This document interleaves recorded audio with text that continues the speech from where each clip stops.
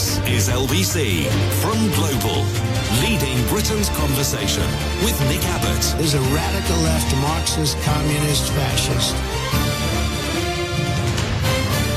Well, let's get back to it. As temperatures fall to -4 degrees centigrade and more than 100 areas remain on flood watch following 3 storms in a week, snow and heavy rain will sweep across Britain. Snow? Oh, no. It comes after Portugal's Storm Evo hit southern England, with strong winds and rain this week, after Storm Herminia came, which was named in Spain.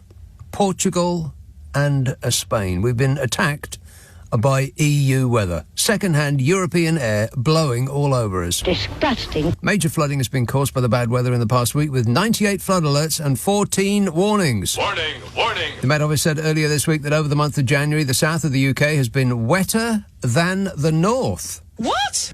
Not the northwest, I bet. I wonder what the forecaster holds for the northwest. I can check on that while you wait. One moment, please. Your call is important to us. We are receiving a larger number of calls than normal. Please wait.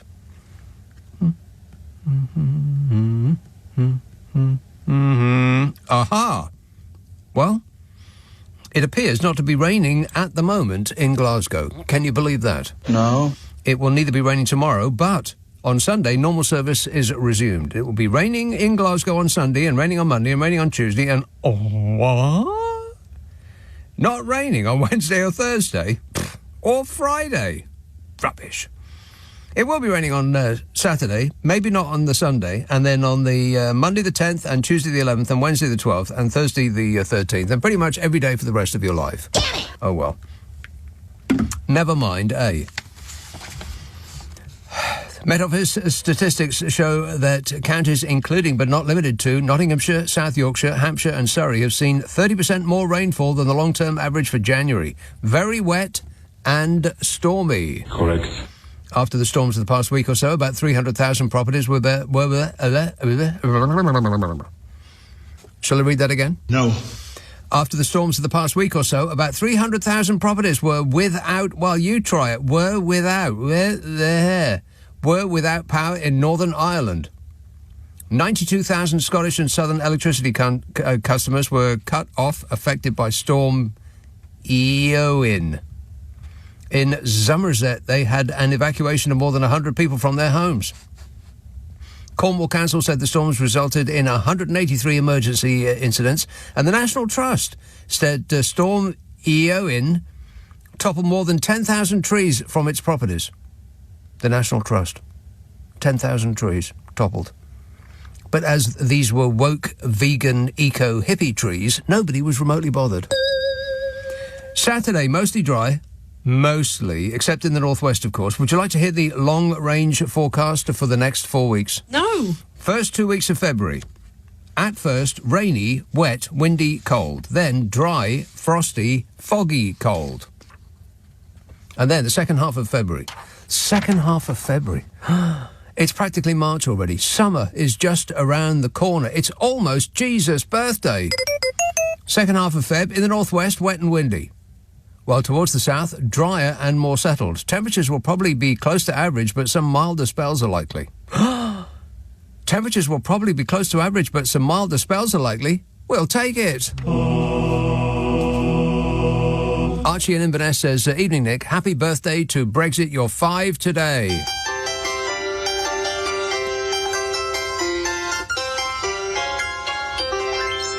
I just know you're hosting the show tonight wearing a party hat, drinking a glass of bubbly and blowing a whoopee whistle. Otherwise, you would be a sore loser who hasn't got over it. And that's not just you, Nick. You lost. Get over it. How's Brexit going, by the way? Brexit's going great. Glad to hear it, Nige. Josie says, hello, Nick, no disrespect, but you send me off to the land of Nod. What? Not dreadful. I made a decision a couple of weeks ago that I don't want to listen to live programmes on LBC while in my bed. They get me too wound up. So I had a light bulb moment and went into your podcasts. After listening to you Friday and Saturday nights, I switched to the podcast and drift off to the sound of your dulcet tones. So restful. Thank you, says Josie. Hey, Josie. Wake up. It's later than you think. Andrew in Penzance says, bit rich Trump talking down DEI when he runs a government with a lunatic at the head and a load of substance-abusing lickspittles whose only qualification for the job is a willingness to abase themselves and say yes to anything. I do believe that Andrew in Penzance has just nutshelled it for us. Yeah, I had a whole routine about that written out, but now I don't need to bother myself. Thank you. Thanks, Andrew. Appreciate it. 0345 6060 973. Hello, Daz. Hi, Nick. How you doing? I am great, mate. Do you make clothes a sort of a bluey white? Do I make clothes, did you say? Yeah, a bluey white. No. Oh, Daz. Yeah, sorry. Yeah, I've got it. Yeah, I get it. Sorry, a bit slow on the uptake there. Daz, is that your real name? My name's Darren, but everyone calls me Daz. Daz, right. The informal, yeah. Okay, carry on. So, reason for calling is, obviously, I know you're a massive Floyd fan, as am I. I don't know if you'd spotted that Roger Waters started his American tour this week, and started in Kansas, I believe. Oh, yeah. And he decided to have a little sign up on the stage saying, "Trump is a pig." I would imagine that is precisely what he did. That sounds very Roger to me. Yeah, it does, doesn't it? Yeah, it looks to provoke a bit. But one of the funniest things I read there was underneath an article talking about that someone had put, musicians, what do they know about politics? Yeah, I love that. People who say, oh, well, footballers shouldn't talk about politics and musicians, they shouldn't talk about politics. And here is my opinion on politics. If you stand still long enough, I'll bend your ear for the next 3 hours. And what do you do for a living? Oh, I'm a plumber. Yeah. Roger Waters probably been writing about politics before the bloke who wrote that was born, Yeah, exactly. All right, good work. Thanks a lot, Daz. Keep your eyes and ears peeled at all times. Promise me you'll do that. This says, evening, Nick. As we celebrate 5 years since our country left the European EU and walk through the magic door of the sunlit uplands. Please, can you play the infamous hit by a horse clip to honour the anniversary? Thanks, says Bell. P.S. Remember, you lost. Get over it. I lost. Get over it. Yeah, that is true. I'm not going to play that, Bell. Even if I had it to hand, I certainly would do nothing of the sort. I'm not your puppet, I'm immensely grateful to you for everything you've done in British politics over the last few years. I used to be an ardent Remainer. I voted Remain. I believed in the European project. Mm-hmm. I believed that staying in the European Union was the best thing for us. And then something happened, and something monumental happened. It completely changed my opinion on the whole situation. What was that monumental thing, Mark? I was kicked in the head by a horse. Right, very good. Okay, fine. Thank you. No, thank you. Thank you. Appreciate it, Nige. Everything you do is golden. He's got a new job, by the way. Another new job. Other new job. Nigel 9 Jobs Faux Rage has found time for a 10th role among his £1 million a year side hustle. Wow. And if you haven't seen this story, and you have to guess what the latest wheeze is. Go ahead, shout at the radio and I will hear you. What do you think Nigel Farage is doing now for money? Go ahead, I double dare you. I'll ask my glamorous assistant. Do you know what this story is? Sorry, mate. Mate? You can just hold the line for me, please. Mate? Who are you calling mate? Well, Yeah, okay. He doesn't know. If you have not seen this story, I will put you out of your mystery. You're never going to get it. Nigel Farage's new job is selling nappies online. What? Yep. Selling nappies online. The Reform UK and Clacton gas bag, Nigel Farage, has recorded a video for a US-owned retailer offering what's called community cashback on household items, including nappies. It comes after the Mirror newspaper. The Mirror newspaper. You remember the Mirror, don't you? No. It's still a thing. Still available at an internet near you. And probably in paper form. for a limited period only. It comes after the Mirror revealed that Farage earns more than any other MP from outside jobs, banking £571,585 on top of his MP's salary in less than 6 months. And what did he do for the MP's salary, then? Was it as much as he used to do for the MEP's salary? Yeah, I think it's about the same. And now he's taken on another role, promoting retail startup We Save online. A video posted on X last week shows Farage wearing a suit and tie, standing in an oak-panelled room, which is it's his perfect environment, an oak-panelled room, and announced to the camera, "We are facing a cost of living crisis in the United Kingdom, and I have decided to do something about it. And the idea is bulk buying nappies."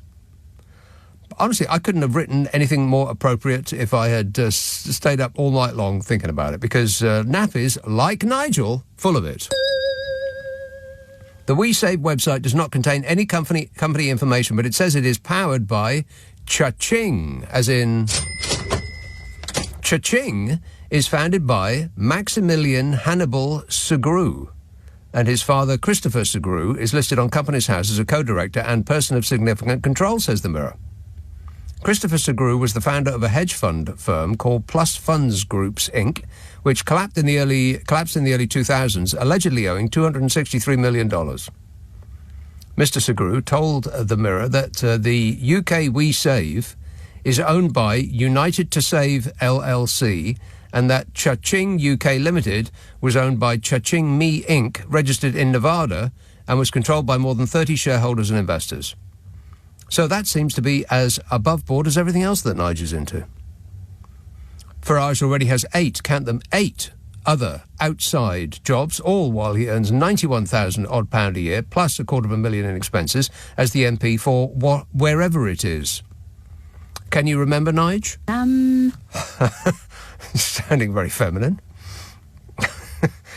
People of Clacton, are you starting to feel like you've been had yet? Or is the loss of face admitting that still too much to bear?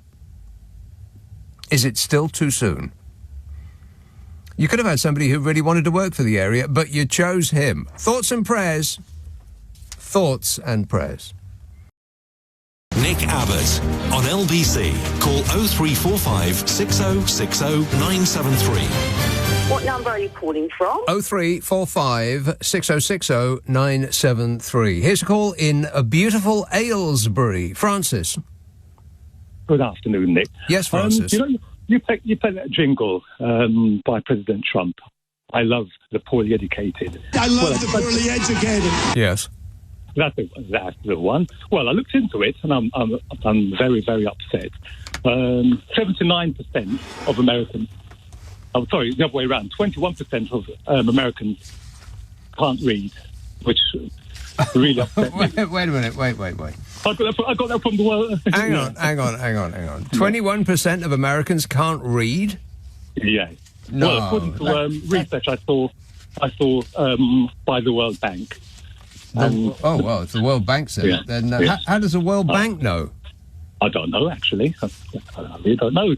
And of the 79% who can read, 54% would struggle to read, have a reading skill of an 11-year-old in the UK. Yeah.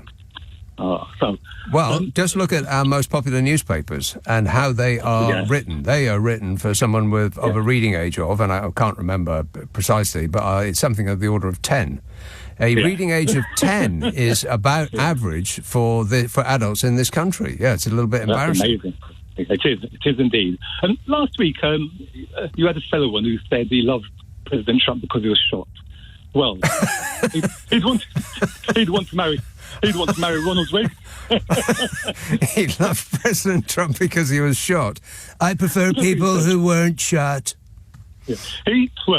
He'd love Ronald Reagan, and Ronald Reagan was shot in the lungs, wasn't he? He had his ribs broken by a bullet. Well, I don't know. I didn't. I was a little bit too young to really be, all over the medical details. But I certainly am glad that you brought them up on this show. Excellent work there, Francis. Thanks a lot, mate. Ta-da. 0345 6060 973. Just the moment he said good afternoon, I was thinking, Warning! shall I cut him off now, I thought. But I didn't, because I am a nice person. This text says, people thought the Third World War would be fought with nukes, but I think it'll be fought with tariffs. What's he doing with that? You know, it's been so chaotic and like this tsunami of nonsense. You know, some of which is very unpleasant to a lot of people in America, but it does amount to a pile of nonsense. It's been so deliberately overwhelming that you sort of give up on it, don't you? Which is precisely the intention. But what are tariffs going to do? Tariffs on goods from the United States, 3 largest trading partners, will go into effect on Saturday, a Trump spokesmodel confirmed. Well, okay, a couple of things. First, I don't think so. Because as soon as he puts tariffs on, everything in the store is going to go up. And the only reason, apart from legitimizing their racism, that people voted for Trump was that the price of eggs and gas was too high. Gasoline. And he promised on day one, I will bring all of these prices down. And, of course, it's just one of the many thousands of promises that he didn't mean when he said, and, of course, he hasn't fulfilled. But now he's going to increase the price of almost everything by 25%. How is that going to make his fans feel when they go to the supermarket and they can't blame sleepy Joe Biden for it? I guess they still will. You know, the price of eggs. When the price of eggs went up in America, people were saying that it's Joe Biden's fault. Get Joe Biden out of the White House. The price of eggs, if you've seen the price of eggs, it's all Joe Biden's fault. And then the price of eggs went up again when Donald Trump came in, and it's got nothing to do with Donald Trump. These are all factors outside of his control. Poor Donny, leave him alone. He's doing his best. Yeah. Wait a minute. So I just wonder what they're going to think when everything goes up by 25%. I mean, if the tariffs are coming in on Friday, then by Monday, everything is going to cost a quarter more. I mean, for what reason? Why? Those countries, Mexico, Canada, and China, are going to be tariffed up to their eyeballs. 25% on Mexico and Canada, and only 10% on China. What's that about? I would have thought that China would be the one that he's really going to go for, because Mexico and Canada, they're like neighbours, being as they actually are, geographically speaking. Correct. I hope you're writing this stuff down, kids. This is important. China, going to be hit by 10% tariffs, which means that the price of everything is going to go up, because everything is made in China, or at least carries a component that is made in China. Those countries together account for more than a third of goods and services that are imported to or bought from the United States, supporting tens of millions of American jobs. Hey, y'all, about to get fired. Not in a National Rifle Association way, the other way. All 3 governments in China, Mexico and Canada promised to answer Trump's levies with tariffs of their own. And Trump's doing it because he just wants to be a tough guy. Tell me another reason why. He just wants to go out and he spouts his usual dribble. It's the fault of the disabled people and dwarfs. Oh, right, yo. And then his minions have to go out and explain why that's not nonsense, and turn red in the face while trying to, appear as though they're acting for somebody who's not completely insane.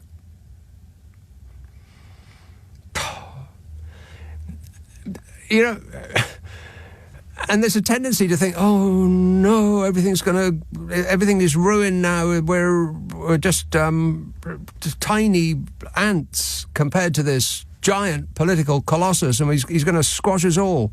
But it turns out that those people that are behind him are just as much a bunch of chumps as the people that were advising Liz Truss. Absolutely. In fact, they're the same blooming people.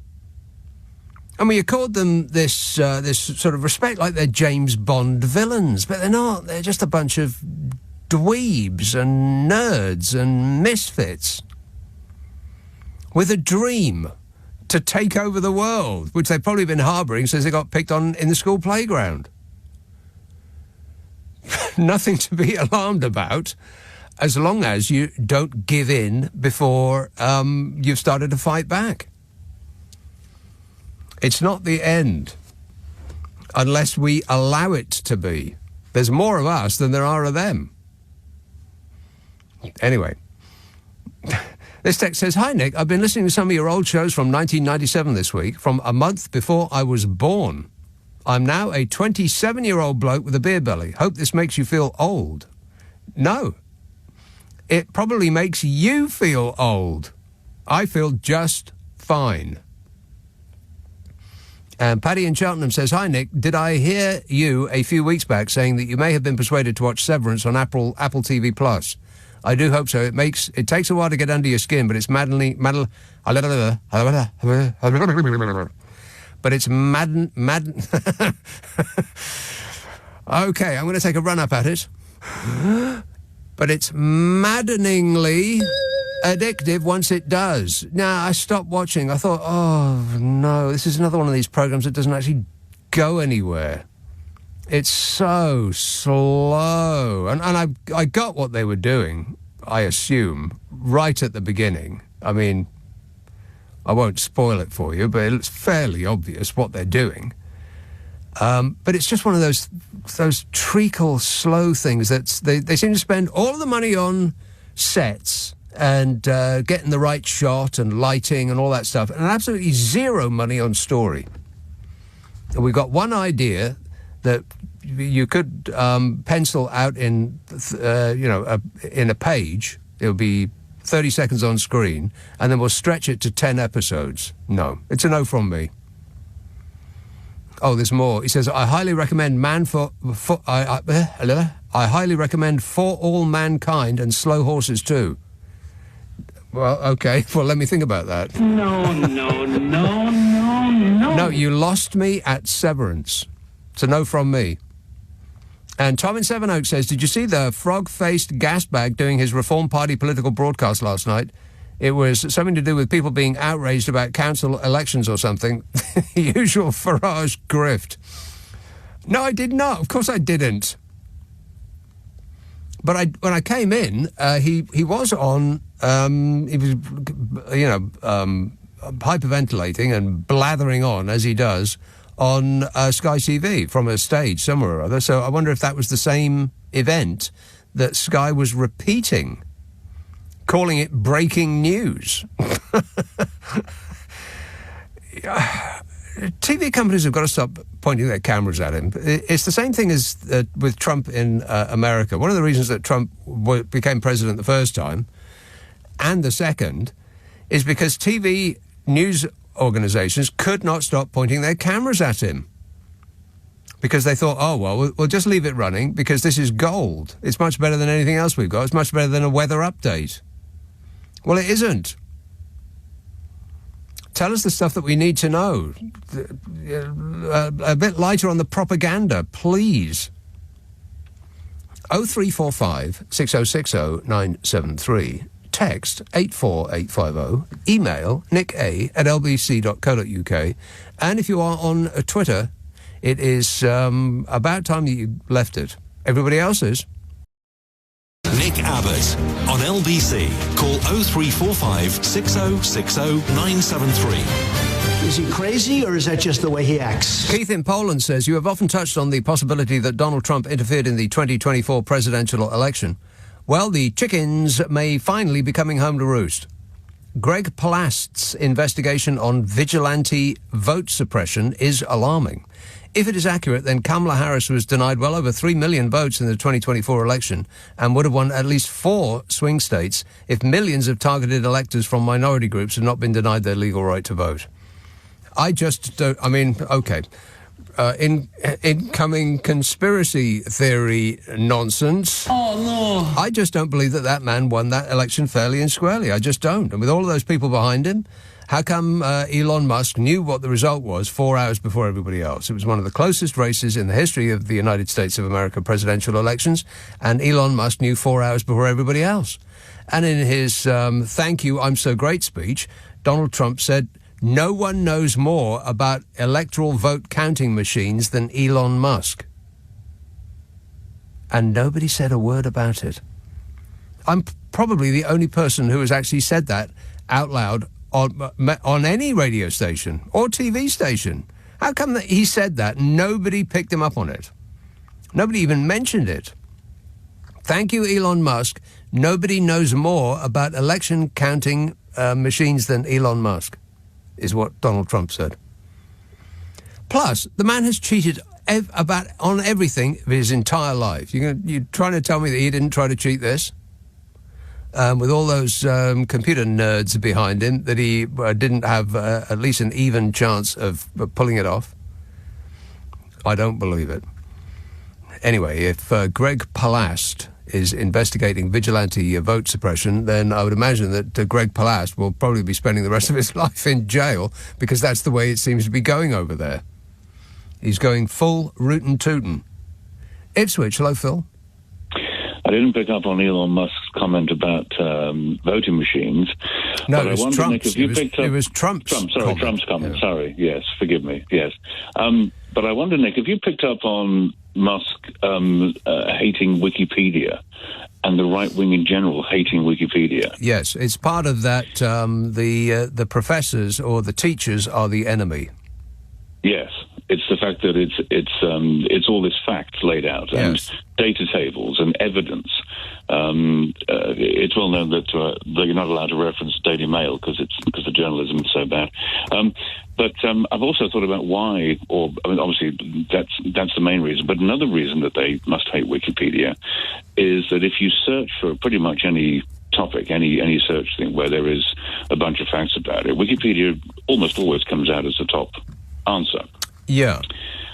And that's because it's made up of a bunch of pages that are all interlinked, they're all referenced, and they all link to each other, and lots of other people link to Wikipedia. If you want to sort of explain or give information quickly about what a term means, you just link to the Wikipedia page, which means that if you then ask another computer, like Google, to say, tell me about a subject, it's always going to go straight to Wikipedia. Yes, that's where they just hate it. Yeah, and that's where AI will be learning a lot of the information that it just sprays back at you from sources unknown. It will just scour the internet for what seems to be the most popular answer to any question you ask it.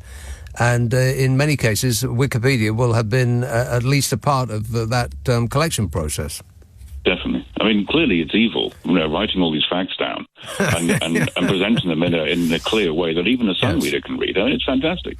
Well, facts are the enemy of the people. Keep that in mind, Phil. So it seems. All right. Thanks a lot. Cheers, mate. Ta-da. My entry on Wikipedia once said that I had a tail. One that I could use to cling onto a tree branch and hang upside down with. And I can confirm that that is not correct. Not the last time I checked, anyway. Can you get me 2 mirrors? Sandbach, hello, John. Yeah. You seem surprised. Yeah, I'm surprised. Because I'm not interested in what you're saying. I drift off and thinking, you ain't got a point there. Right. Hey, don't drift off. Wake up. No. I was awake, but I was listening to your AI, artificial intelligence, you describing Donald Trump. Yeah, what I was going to talk about was the money we spent to Rwanda, and we didn't, and now they're going around with that money killing people in the Congo.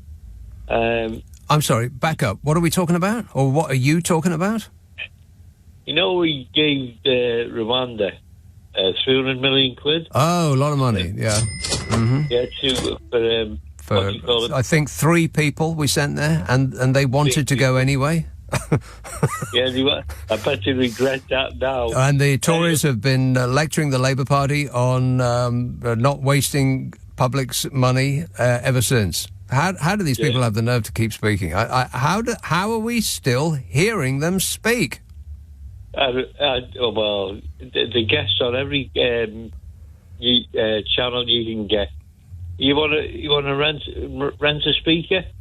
There's a Conservative round the corner who'll come on your show. And they'll come on and just, like robots, they'll just spout out whatever it was that they were told to learn before they came on set. It is this robotic performance from them. Affirmative. They're all a bunch of chances. They're not in government anymore, so let's see if I can go on that show. I'd get a few quid for that. Doesn't care what I say, but they're willing to pay me, so I'll go on it. They don't actually seem to mind what they say, because they don't seem to deviate from the script. You ask them a question, and then they'll tell you the answer that they learned before coming on camera, and then you ask them a follow-up question, and they'll just repeat the first answer, because they haven't been told what to say to a follow-up question.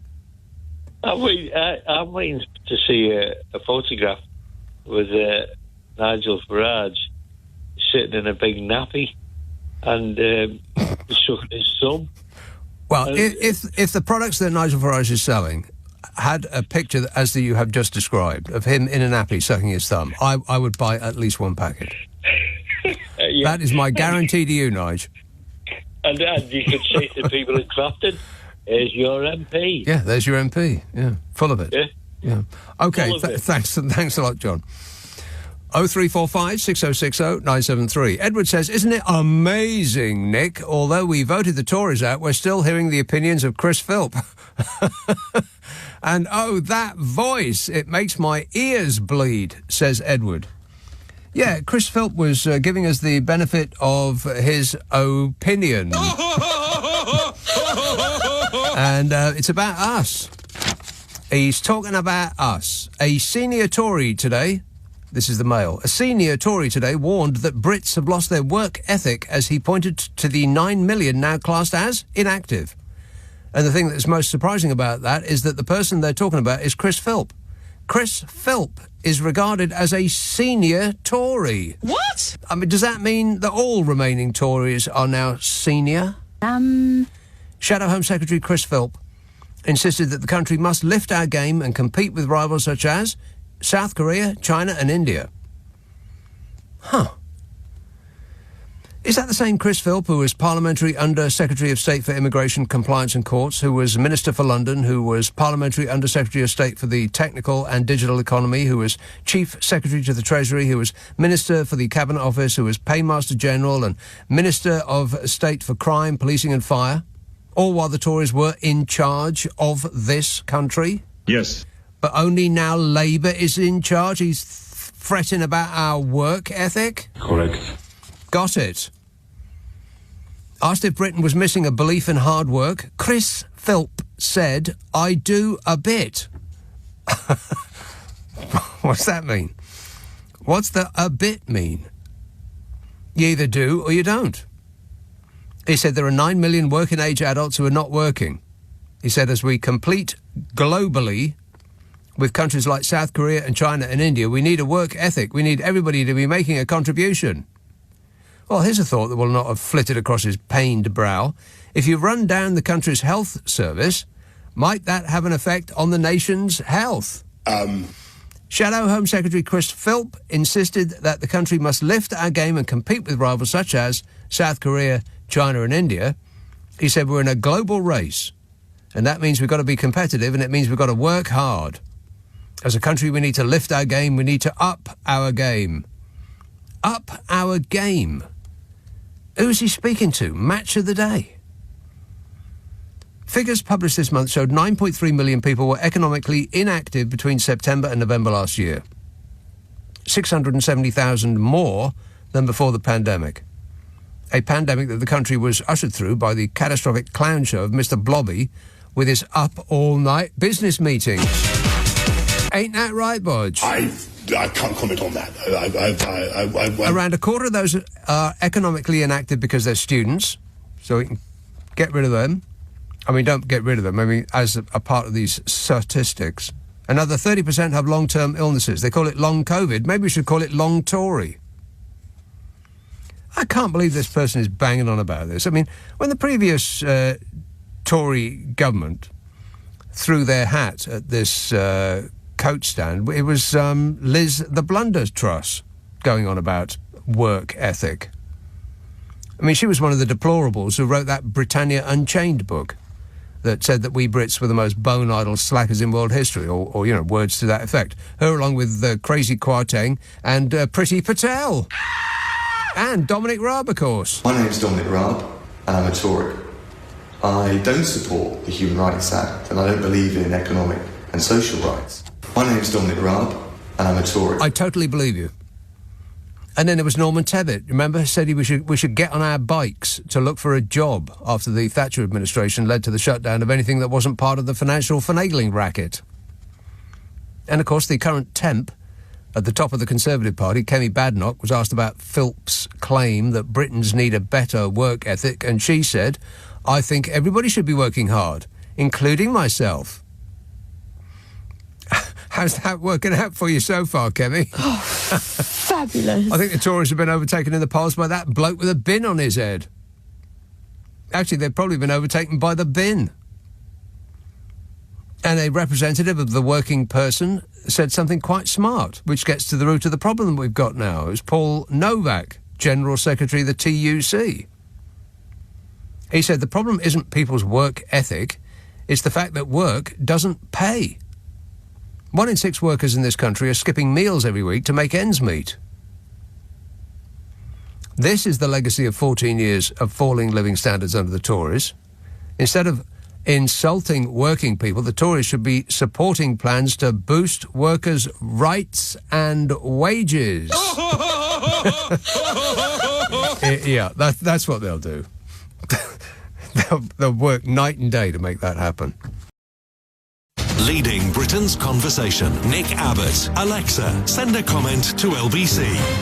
And I can't stand him. Sam texts, Nick, I didn't vote Brexit to have their filthy weather coming over here. I blame Jeremy Corbyn. Really? I blame Meghan Markle. Maybe we could put them together and it'd be Megan and Megan Marbin. Megan Marbin. Crash End. Hello, Brian. Hey there. Yes. Hey there. Yes. I guess I'm talking to American.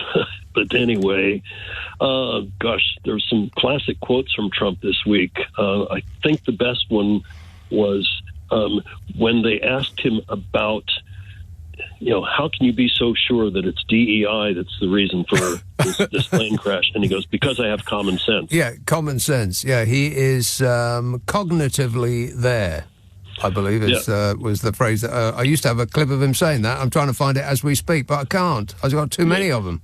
Well, another one you might want to put on the backlog is they had a montage of him signing all these different bills, which he didn't read at all. No. But they would, they'd tell him basically what it is, and his response to each one was, "That's a big one." I thought, okay, he was watching porn overnight, and that's where he got the idea.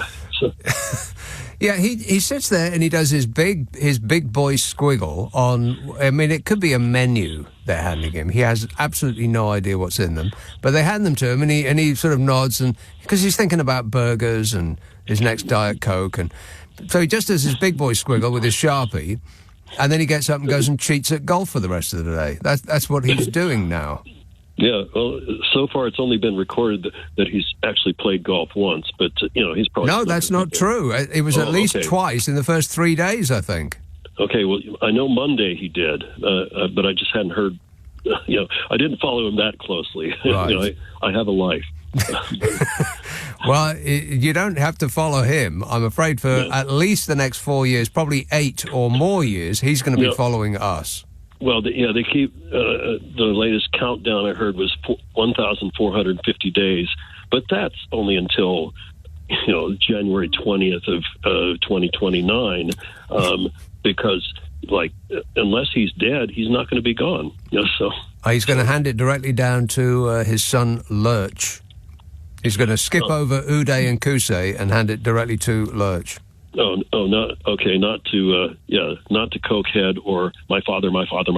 No, neither of those are going to make the grade. No, they're as disappointing to Donald as Donald was to his dad. Yes, what a family, eh? Yeah, my other favorite quote was, they asked him if he's going to visit the site where the crash happened, and he said, well, the plane landed in the water. You want me to go swimming? Yes. Yes, Donny. Yes, we do. Yeah. All right, thanks a lot, Brian. Keep your eyes peeled. 0345 6060 973. I'm very highly educated. I know words. I have the best words. He has the best words. He's very highly educated. I don't have him saying I'm cognitively there. I know I have it somewhere on this page, but all of these quotes, I've got about 50 on this one page, and they're not in any kind of order. I just have to remember where they are, and I haven't played that one in a good long while, so I can't recall.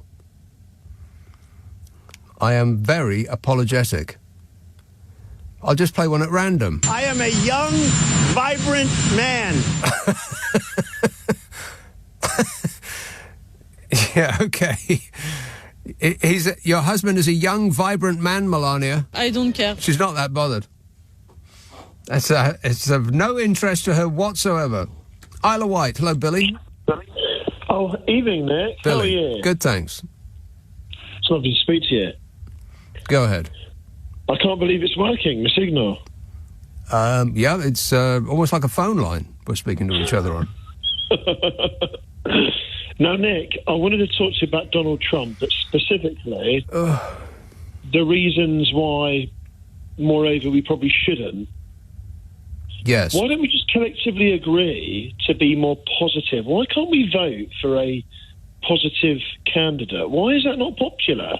Everywhere else it's popular, isn't it? I mean, Apple, they sell their products based on a delusional marketing reality that isn't real. That is that your life's never going to be the same unless you buy one of their products. Very positive, that's right. Very primary coloured, and people are dancing and enjoying life, that's right. That's very interesting, actually, because most products are sold on that basis, that your life is missing something and you will be happier if you simply buy this product. Whereas politics is the other way around. They want to make you angry and depressed. If you do not vote for me, then bad things will happen to you. But no product is sold on that basis. They're sold on the basis that this product will make you happier, not absence of this product will make you angry. Well, this is what I don't understand. What makes politics so different to every other type of product? Because arguably it's the most important type of product, isn't it? It's the product that's going to change your life. Right. Will actually change your life rather than a new phone, which won't. Yeah, or a new car. Yeah. And yet you hear people moaning about having to pay like an extra £20 a month in national insurance or an extra £5 here for their load of fuel from the petrol garage, but you don't see people complaining about getting the latest car on finance. I mean, is that because you're actually getting something? But then when you get a car on finance, you get it knowing that it's going to depreciate significantly over time. You ignore all of that and you pretend that it's not going to happen to you until you come to sell it, and then you realise that it has, just like everybody else. I think you've just explained why politicians get elected. Well, I think lately politicians have got elected because they have legitimised the hatred of others. Because for a long time, since the 1970s, it has been not socially acceptable to say out loud, to express out loud your hatred of people who don't walk, talk and squawk exactly like you do, others. And now a lot of people are sort of chafing against that, and they feel restricted. Their free speech is being abused, so they think. Why can't I say that this or that person is this or that thing? Dancing around it without actually saying what it is that I'm talking about on the radio, because you're not allowed to. And then, hang on a minute, and then along comes a politician and they say those words out loud, or they slyly imply them, and you think, oh yes, that's exactly what I wanted to say, and then they go and vote for that person because they legitimise their hatred and fear and all of the rest of it. So it's almost that they try. Well, they don't try to. They succeed in trying to make it justifiable to vote for somebody on a platform with, well, in my opinion, what I think are quite appalling opinions and ideologies. Yeah. I mean, do you think there's a link somewhere? I mean, because what I'm trying to get my head around, Nick, is in July we voted for a new party, and now everybody hates them, and they've not even had like 5 months. I'm really confused, and I don't understand how... It's a propaganda campaign. It's called advertising, and it works. The right-wing newspapers, which represent about 80% or more of the newspapers in this country, their favourite party, the one that they rely on for the tax breaks and all the rest of it, they got chucked out. And they've been having a whining, screaming baby fit ever since. And they've, just like they did with Jeremy Corbyn, they levelled their cannons at this Labour Party, and they've been pounding away on a daily basis. Added to that, of course, now we've got social media, which is putting a megaphone to those very voices. I mean, you look at any story that has a hint of people being concerned for other people's welfare or the welfare of the planet. Look underneath on social media, and there'll be thousands of people saying, "Oh, you woke lefties, get over it," all that sort of stuff. And then you hover over that person, and it'll be an anonymous person with 3 followers and an official blue tick. In other words, they've got 3 people following them, and yet they're paying the company for the access to that website. I don't believe it. They're not real people. They're robots amplifying this right-wing message. So if you just pound people with a message all day long, then, yeah, of course they're going to believe it. Well, I think it explains a lot as well, particularly when you look at the fact that there's just so much hatred that's spread, and it's more popular to target a vulnerable group of individuals on benefits or migrants than it is to look at the gambling companies that ship off millions of pounds every year into offshore bank accounts, isn't it? It's in much the same way as it's much more popular to pick on a small person than a big one. Yeah, because they can't defend themselves. Exactly. Yeah, that's it. Yeah, and then you get people calling in, "Oh, you can't tax the rich because they'll leave," or "That's just the politics of envy." I mean, you could set your watch by it, and it's just remarkable how easily people are led. I mean, quite embarrassing, really. I think the human race has not covered itself in glory. Maybe there's another species that would like to take over. Thanks, Billy. 0345 6060 973. On your radio, on Global Player, and Play LBC. Leading Britain's conversation. This is LBC.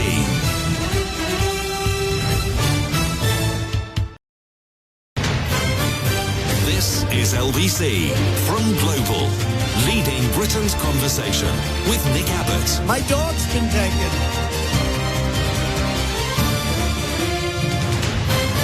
A big sack of monkey nuts. Yes, it is a big sack of monkey nuts. That is undeniable. This text says, "Hey Nick, it's been 5 years since Brexit. Can we rejoice at how perfect the NHS is? How we now have our own locally sourced immigrants from wherever we want. Our tariff-free trade deal with the USA. Nigel Farage is the new king of Clapton, and the sunlit uplands are here. A horse kicked me in the head just before I typed this," says that person. He's the new king of Clapton. Well, I bet he spent about as much time in Clapton as he has in Clacton. Mike in Belvedere says, "The third Heathrow runway has been given its takeoff. I think the government should try and recoup some of the costs by initiating a lottery to see who the driver of the first bulldozer will be when Bodger lies down in front of it." Yeah. Wait a minute. Oh, me, sir, me. Nottingham, hello, Luke.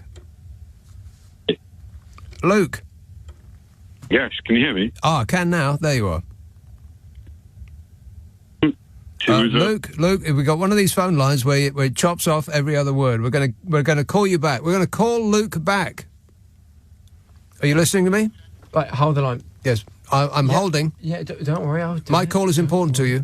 It is. Right, Luke is getting called back straight away, if not sooner. This text says, "Hi, Nick. Despite all the bad news, it's such a relief that we finally have a president of the USA that has common sense. That and being a white supremacist," says that another anonymous person. He has common sense and he can get things in the right order. And it was 30 or 35 questions. The first questions are very easy. The last questions are much more difficult. Like a memory question, it's like you'll go person, woman, man, camera, TV. So they say, "Could you repeat that?" So I said, "Yeah." So it's woman, camera, TV. Okay, that's very good. If you get it in order, you get extra points. Okay, now he's asking you other questions, and then 10 minutes, 15, 20 minutes later, they say, "Remember the first question?" Not the first, but the 10th question? "Give us that again. Can you do that again?" And you go, woman, man, person, man, camera, TV. If you get it in order, you get extra points. They said nobody gets it in order. It's actually not that easy, but for me it was easy. And that's not an easy question. In other words, they ask it to you, they give you 5 names and you have to repeat them, and that's okay. If you repeat them out of order, it's okay, but you know, it's not as good. But then when you go back about 20, 25 minutes later and they say, "Go back to that question," they don't tell you this. Go back to that question and repeat them. Can you do it? And you go, camera, man, person, woman, TV. They say, "That's amazing. How did you do that?" I do it because I have like a good memory, because I'm cognitively there. He's cognitively there, and furthermore, I was hot as a pistol. Was I hotter before or hotter now? I don't know. I don't know. God. That, by the way, was recorded about 8 years ago, and has he got more intelligent? Has he got saner since then? I don't think so. Oh, shut up! Mike in Belvedere says the third... Oh, no, I've read that. We were still dreaming of Bodger lying in front of the bulldozer. Yeah. Wait a minute. Another promise broken from the Bodge. Ain't that right, Bodge? Yes. OK, let's try Luke in Nottingham again, see what this line's like. Hello, Luke. Hi. Yes, sir. I mean, that was amazing by Trump again. It was great to hear. Yeah. It was the immigration policy. I mean, if we're talking about the American immigration policy and the UK immigration policy, the immigration policy of the US wants to get rid of a certain amount of people, and we want to bring in a certain amount of people, then maybe we could strike a deal with Trump himself. Yeah, we could sell people. What does that remind you of? I mean, the opposite way. What? Give them away for free? Yeah. I tell you what, Luke, I don't know what kind of phone you're using, but we've tried twice now, and it's just impossible to hear everything you're telling us. But yes, the predictable results of Donald Trump's mass deportation efforts have already started to bear fruit, but not literally. The California Farm Bureau says fears have led to migrant farm workers not showing up for work, which has virtually halted the area's citrus harvest. Agriculture leaders in the Bay Area of California are worried about something similar happening to them and what it could mean for the price of citrus fruits. It's the peak of the citrus harvest season there, but the industry is taking a hit after immigration agents conducted several operations last week targeting undocumented immigrants.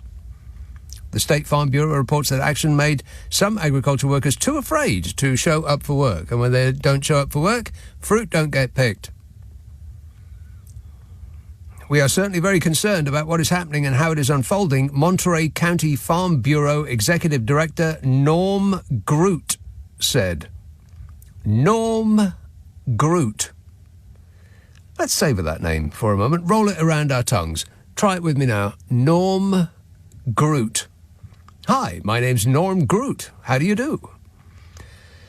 The California Farm Bureau said that just the threat of deportation could be enough to deter many of the 55,000 migrant workers the valley needs to operate during harvest season. They're not going to show up for work, and that means crops will remain in the field and will not be harvested and probably lost at that point, said Norm Groot.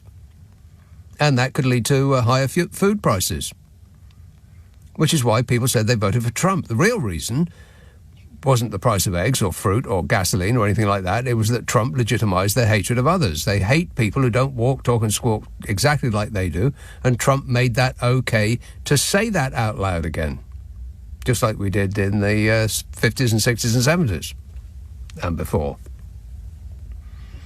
And now that Trump is in the White House and eggs are even more expensive, it's down to many outside factors, not the dear leader, President Trump, not in his control. Well, buckle up, dingalings. A trip to the supermarket is about to get very expensive, and not just in the eggs lane. It'll be fruit and vegetables and pretty much everything else that requires a worker to pick, pull, shell or squeeze it. Forthcoming attractions at a supermarket near you. 0345 6060 973. Let's have West Devon. Hello, Rose. Oh, hello. Oh, I nearly said darling. I mustn't do that, must I?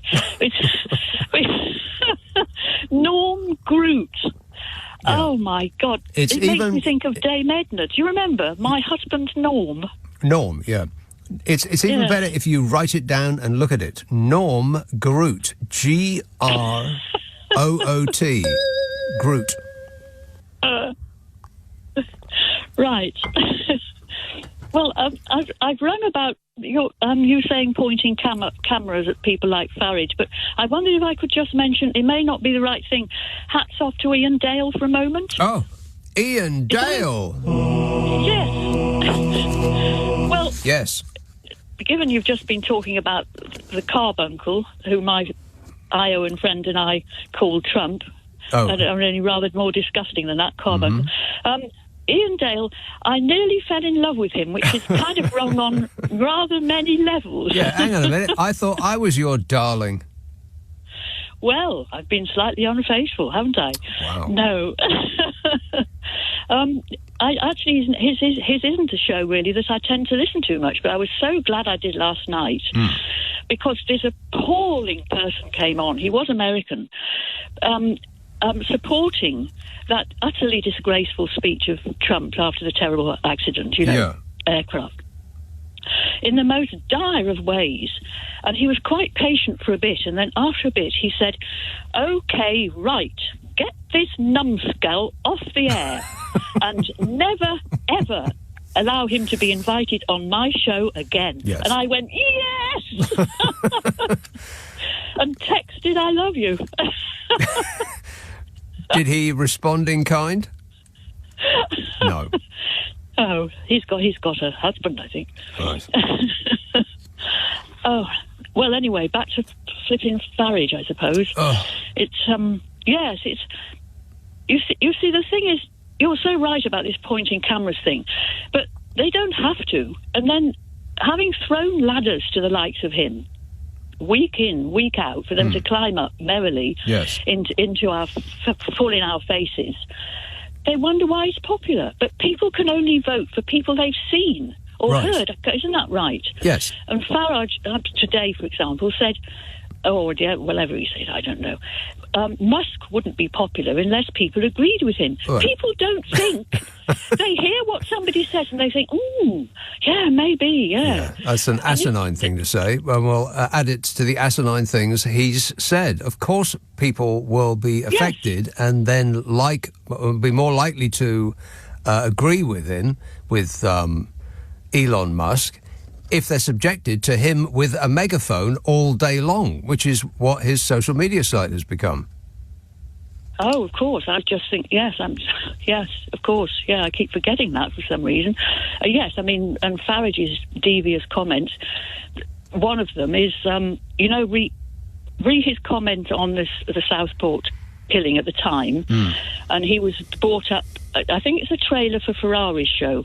He's sort of held to account for that and said, and so Farage's reply was, had they answered his question, he'd said, could this be an asylum seeker or something?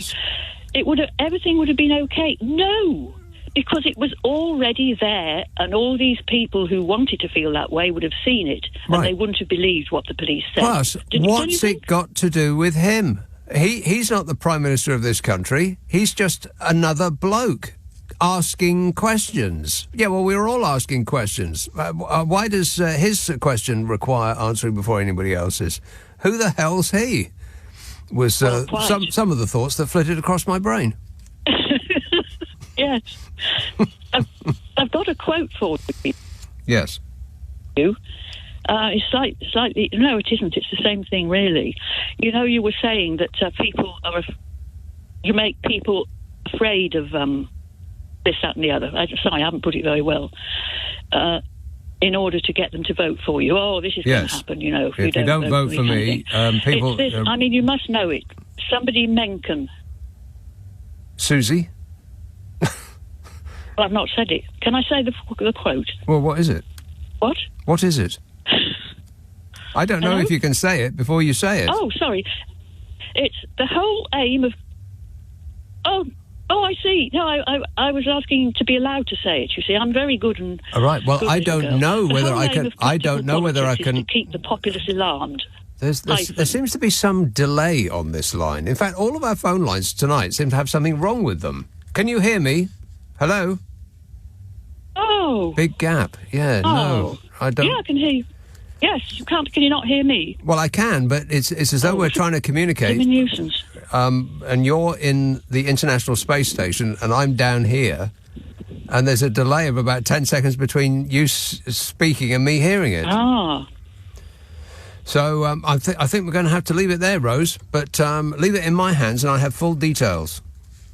An LBC presenter dramatically kicked an American journalist off his radio show after he supported Donald Trump's ludicrous claim that diversity hiring is to blame for a tragic plane crash in the US. Who is this LBC presenter? Ian Dale. This is the Mirror reporting on this. Ian Dale branded Kurt Schlichter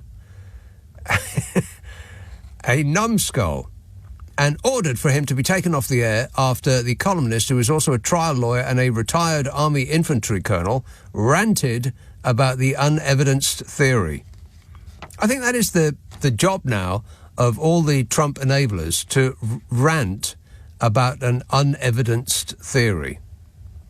That seems to be the job now.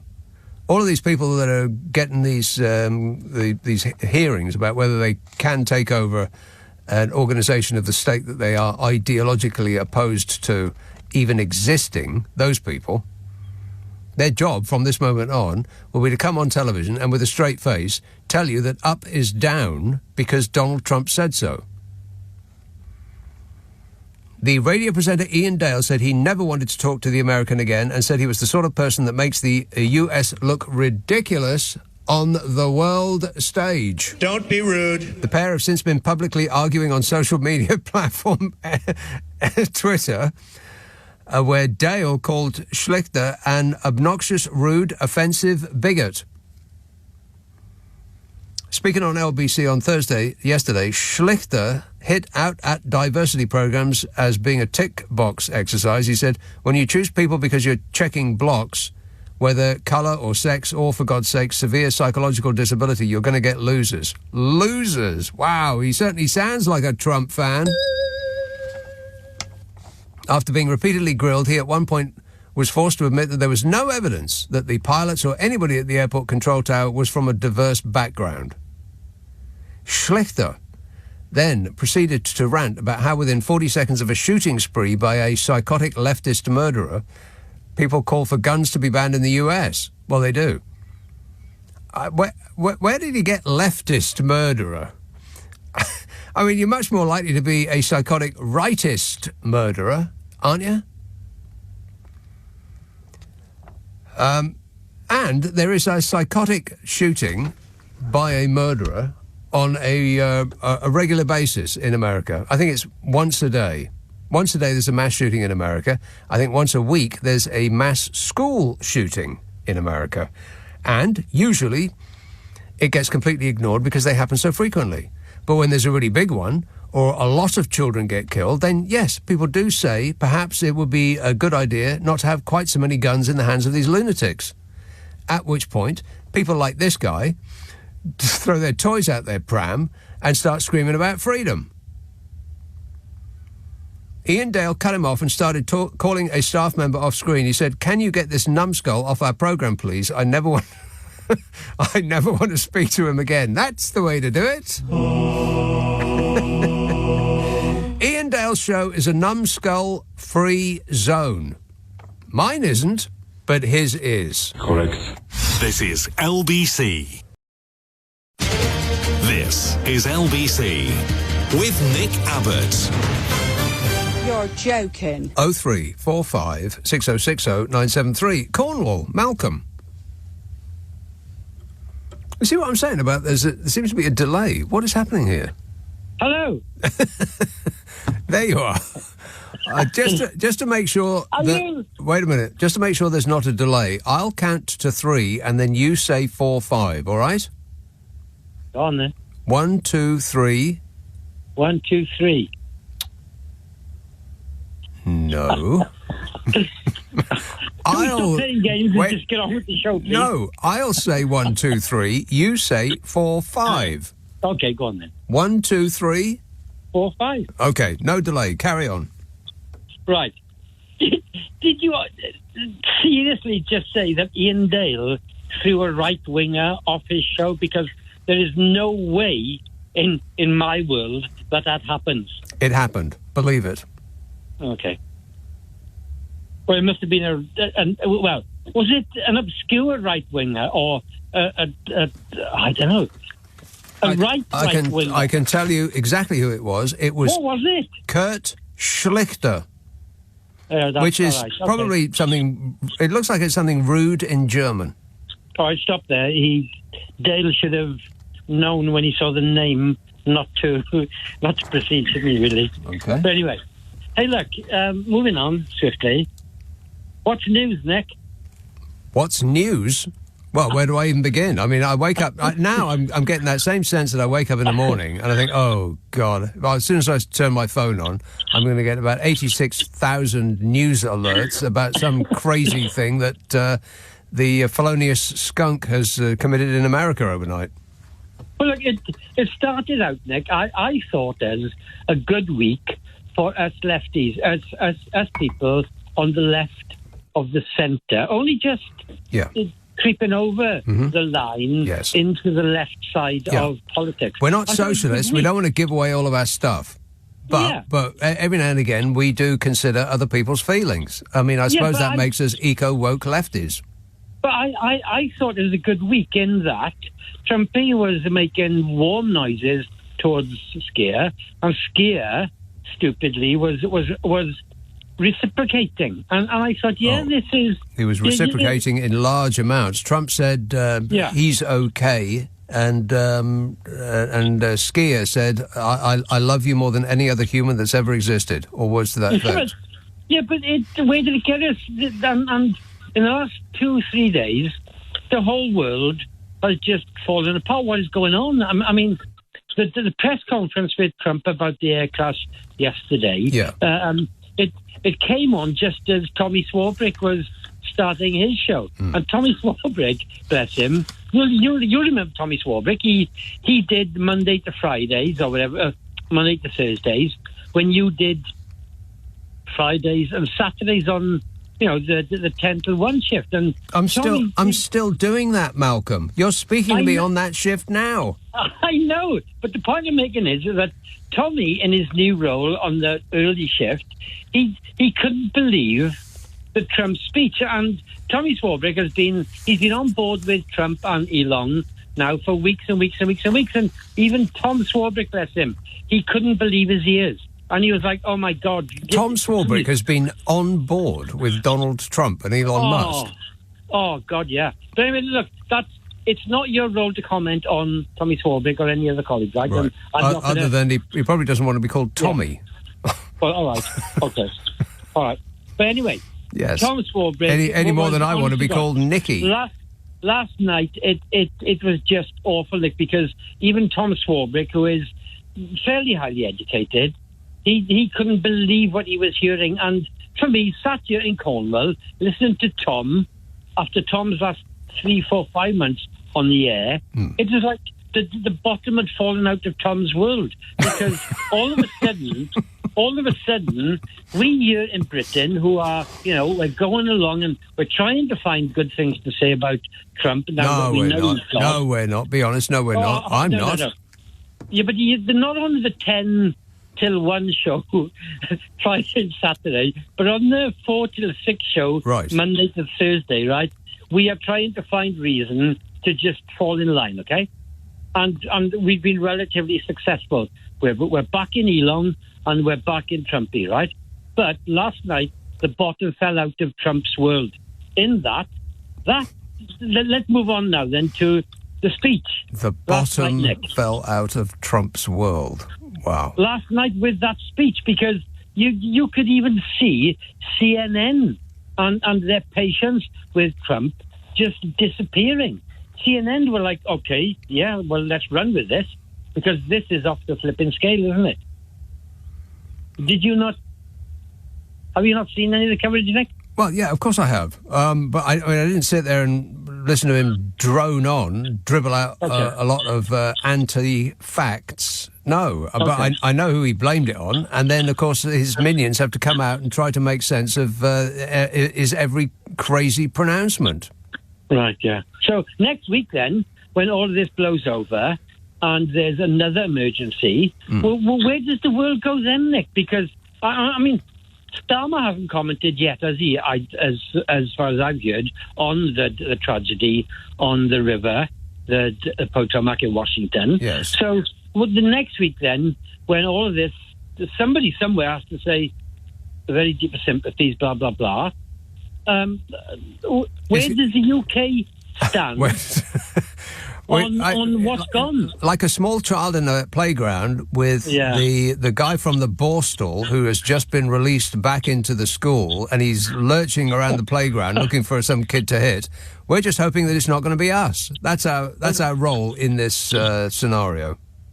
And you know what? I think you get lucky, and I don't think that any of our government are going to have a view on what's look.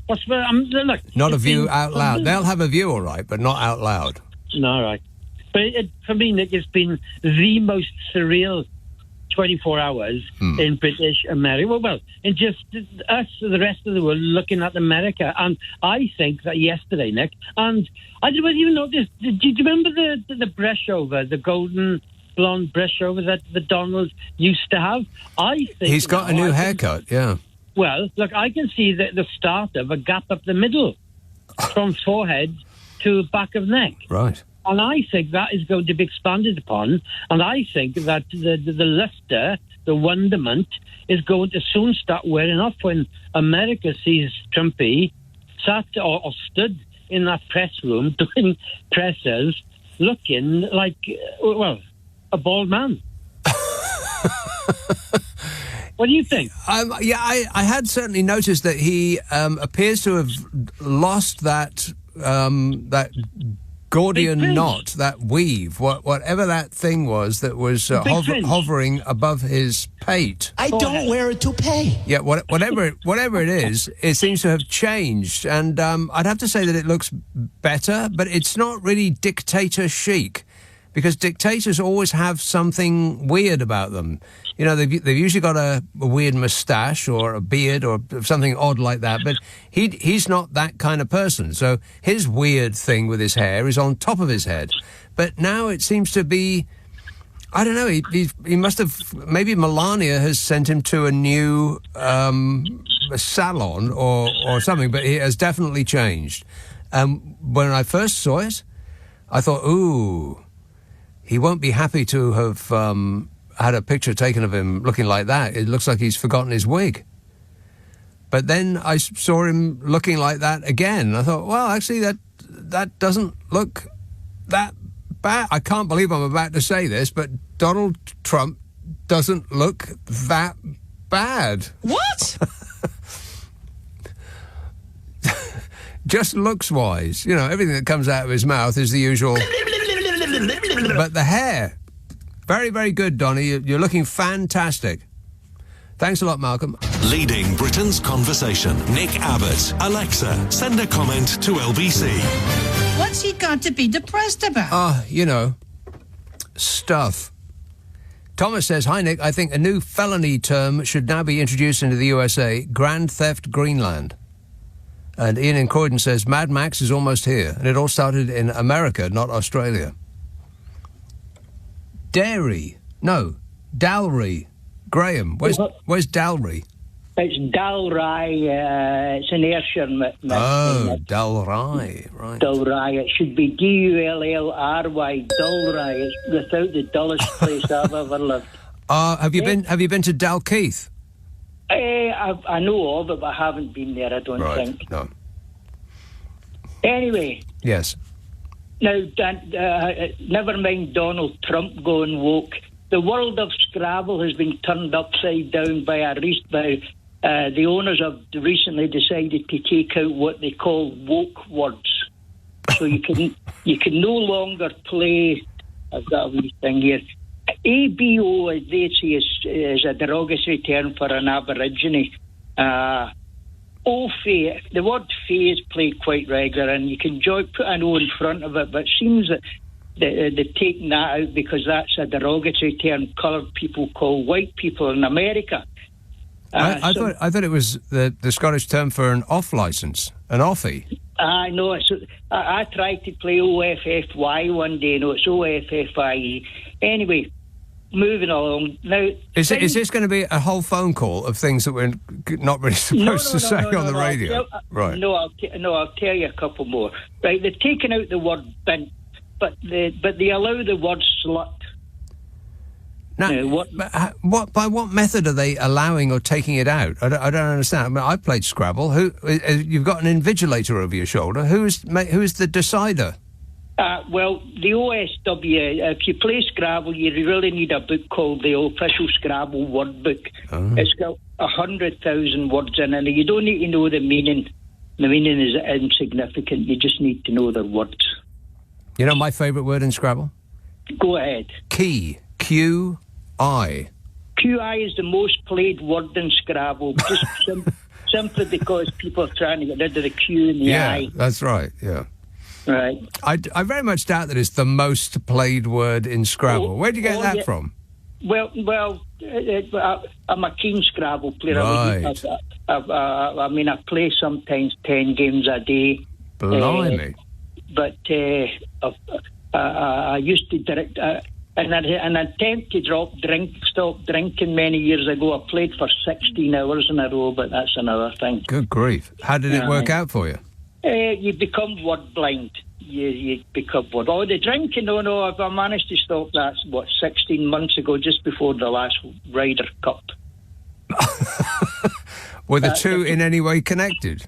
Well, yes, in a way. I decided that I would have one last swally, as we call it up here, during the Ryder Cup. Right. And then on the day of it, I thought, you know what, it'd be more of an accomplishment if I was to stop it before it. So that was the plan, and here I am 16 months later, so it's cold sober and loving it. Although, you know what, Nick, I don't feel any better. Yeah, well, that was going to be my question. What's changed? Nothing at all? Well, if anything, I would say I was worse. But maybe that's because the alcohol. Any given pain at any time, go to a pub, within half an hour it's gone. Yes, but to be replaced by another one the following morning. Which lasts much longer. But look, I'm just moving along just a wee bit. I don't listen much to you on these ones, but I never miss the one with Carol. The podcast that I do with the Carol McGiffin.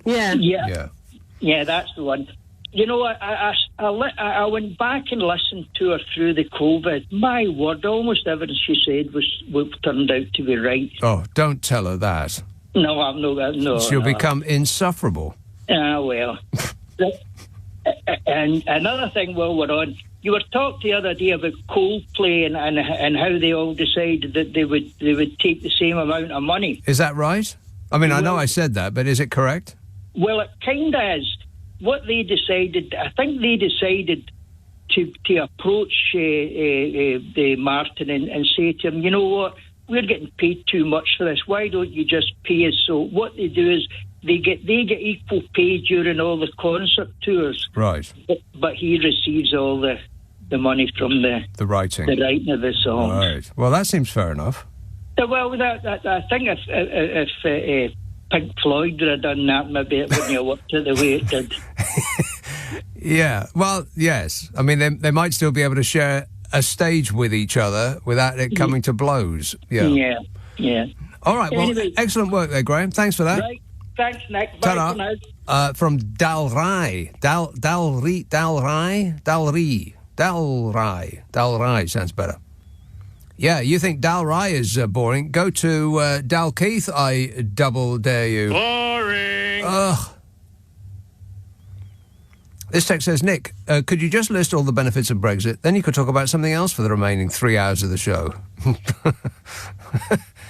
I noticed that none of the architects of our glorious Brexit are willing to actually celebrate this birthday. 5 years old. 5 years old today.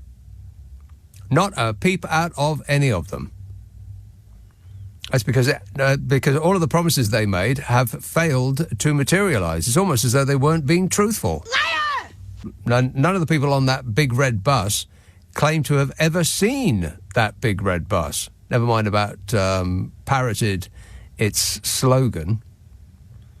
Lucy in Balham says, how long before RFK raises concerns about the impact of his leader's drilling plans on America's fish?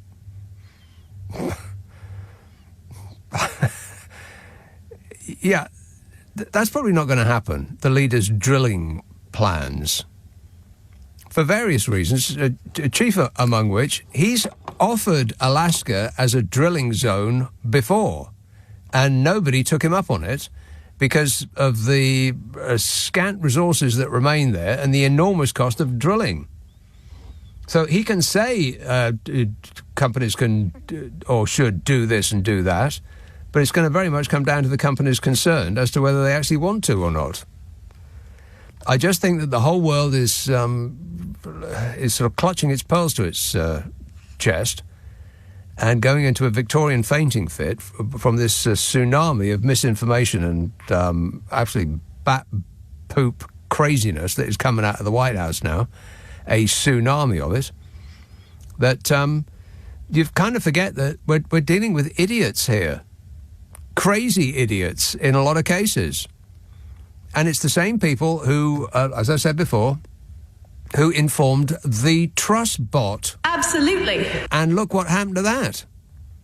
For years and years and years, they'd been planning and plotting, and if only we could have total control of the world, everything would be better for us, the rich people, they thought. And finally, probably they didn't ever dream that their plans could come to fruition, that anybody would be daft enough to let them do what they had written down in a book, Britannia Unchained, and all the other think tank wonks who've been peddling this nonsense for, trickle-up economics. Okie dokie. It's there's no such thing. That was the wrong button, by the way. It was close, but no cigar. And then they finally got their chance when Blunder Trusts came to reside briefly in Number 10, and it failed almost straight away. Practically instantly, it failed. They're the same people. These are the people that we're talking about here. They're not James Bond villains. Well, they are in the respect that they will fail in the end, because they're failing already. I mean, Trump had a funding freeze government-wide. And so all his panicking employees just turned off all of the funding tabs because they couldn't figure out what he meant that they should turn off and what he meant that they shouldn't. So they just turned everything off. Within a few hours, he rescinded and he turned it all back on again. So this is what we're dealing with, a bunch of chumps. Keep that in mind. But it is right back to the first thing I think of. Oh, God, I'm going to switch on my phone and it's just going to go bing, bing, bing, bing. With messages of the latest insanity from 3,000 miles away. First thing in the morning. And for 4 glorious years, it wasn't happening. Peace. Thank you, Joe. Appreciate it. Nick Abbott on LBC. Call 0345 6060 973. Yeah! Dude! This text says that Farage has gone back to his first job, selling vacuum cleaners door-to-door that don't work.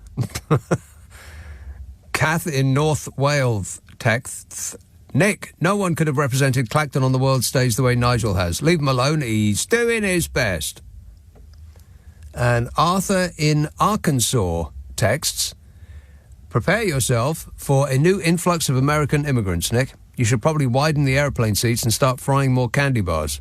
Says Arthur, out here among the dinglings. His words, not mine. I guess he should know.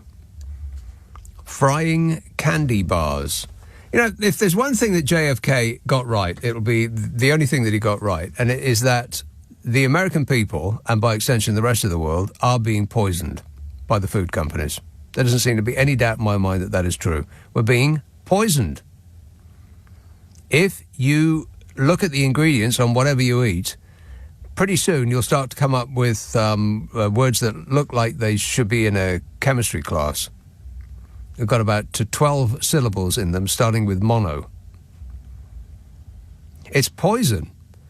And the evidence of that is that the shape of the human race has changed fundamentally in the period between now and, let's say, the 1970s. You will remember, if you're old enough, in the 1970s, there used to be one fat kid in your school. One. Now, it's the other way around. Look at a crowd picture from the 60s and 70s, and there won't be any fat people in there. Maybe a couple of really old people. That's it. It'll be old blokes with beer guts. That's what people used to be when they were fat. Now it's completely the other way around. There won't be any thin people in a crowd shot. Why? The food that we're eating. And the argument usually is, we do much less exercise than we used to, which is completely incorrect in every respect, because another thing that has happened since the 1970s, apart from the fundamental change in the food that we eat, is that every high street in the country has got a gym now. And they're not empty. OK, right enough, they're full of people sitting on the machines gawping at their phones, but every now and again they do some exercise. So it's not that we're exercising less, it's the food companies that are poisoning us. And the man with half a brain, because a worm ate it, he is right about that. East Yorkshire, hello, Mike. Just pick your brain a bit about one of my musical theories that came up. Yes. Last week on Sky Arts, they had 6 hours of documentary on Pink Floyd. Did they? And I watched through them all. And what struck me was that there was an hour and a half on Sid Barrett. Yeah. To jump sideways now, it struck me that Pink Floyd and Genesis had much the same experience, because Genesis had Peter Gabriel. When he left, they became much more successful. Yes. And the same thing occurred with Pink Floyd. When Sid Barrett left, yes, he was incredibly explorative and inventive and creative. But when he left, they focused on what they were really good at. Yeah. And produced Dark Side of the Moon and Wish You Were Here and all the fantastic stuff they did. And do you agree that sometimes just too much creativity leads you into sort of random blah without focusing on the good stuff? I much prefer Phil Collins' Genesis. Duke is my favourite Genesis album. All of that sort of English country garden stuff left me a bit cold with Peter Gabriel. And similarly, I much prefer when Dave Gilmour came in and changed Pink Floyd's direction after that equally sort of pastoral Englishness of early Floyd. The druggy crazy stuff as well. But they sort of, you could hear them hone their sound and their act, and almost put together Dark Side of the Moon in the few albums that came before, because you say, there's that bit from that track on Dark Side of the Moon, but they were working it into another song, and it was almost as though everything up to Echoes was a rehearsal, and then the good stuff came out. Yeah, it was interesting because the documentaries were about how they built the albums, where the ideas came on them, where they tried to from past. And then somebody would come in with an idea and they said, no, not really. And then someone else later would come in with another idea. And they said, I know the documentaries you're talking about, and they were the making of Dark Side of the Moon and Wish You Were Here, right? Yeah. I have seen those several times. And what's annoying to me is, Wish You Were Here, the questions that I wanted answered about Wish You Were Here were sort of real nerd stuff, like... I think it's the opening to Have a Cigar. Somebody gets in what sounds like a lift, and they go up the floors, and then the lift doors open onto what sounds like a party. Lots and lots of people are all talking, and then they all stop talking. It's not that the audience sound is faded out. They all stop talking as though they've just seen who's come out of the lift. And I wondered how they did that, because it sounded like a lot of people. Yeah, I mean, that wasn't explained. Some of the other stuff was explained. Yeah, I know. And about the girls and how they incorporated them into the... it's almost orchestral, the way they built it. Oh, completely, yeah. Yeah, it was really good, but... it makes me want to go and listen to both of those albums right now, as a matter of fact. Rock and roll! Yeah, good. But and another thing... And another thing... Pick your brains about this Trump thing. We've got the post-crash speech. Now, Trump normally plays the rednecks and the dinglings like a fiddle. So he talks about murderers and druggies and all the rest of the rapists are getting emptied into America and they all boo. Yes. And he says, I'm going to deport them all. And they all cheer. Right, but we got this speech, the post-crash speech, and... it struck completely the wrong note. And I watched some Vox Pop stuff on American channels, and and they said, these are Trump voters that we're talking to. And they said, well, it's a national tragedy such as happened, and what he said may not have been incorrect, but it was struck the wrong turn. And they all said the same thing except one idiot who came on and said, basically, look, he's the Messiah, he's not a naughty boy, leave him alone. Yes. But I've got some relatives in America, and 2 or 3 hours after the speech, they rang me up and said, did you get the speech? And I said, yeah, we're not that backward in the UK, we do get Trump speeches. And he said, it's appalling, and these guys are anti-Trump Republicans. Right. And I said, what's the feeling like generally? And they said, Republicans are appalled by this. This is absolutely terrible. Nobody has got a good word. Well, I'm sorry, but if the Republicans that you're talking about are only now waking up to how appalling a human being Donald Trump is, then I'm less than impressed. Well, no, they voted for Harris because they couldn't vote for Trump, but they are basically Republicans. But they said he's done a lot of damage to himself in America because America in general doesn't like this. Well, just wait. I mean, this is nothing. The prices of groceries is about to skyrocket because he's going to, and I would imagine that if he does actually put these tariffs on Canada and Mexico and China, 25% or 20%, it's either 20 or 25%. I don't know. He's making it up just as he goes along. To act like a tough guy, he's going to put tariffs on Mexico and Canada, instantly making the price of everything that consumers buy from those two countries, which is 30% of the stuff that is on sale in America, that it will instantly go up by 25% because Trump can say it until he's blue in the face, but tariffs get paid by the customers in the country that is enacting the tariffs, not the other way around.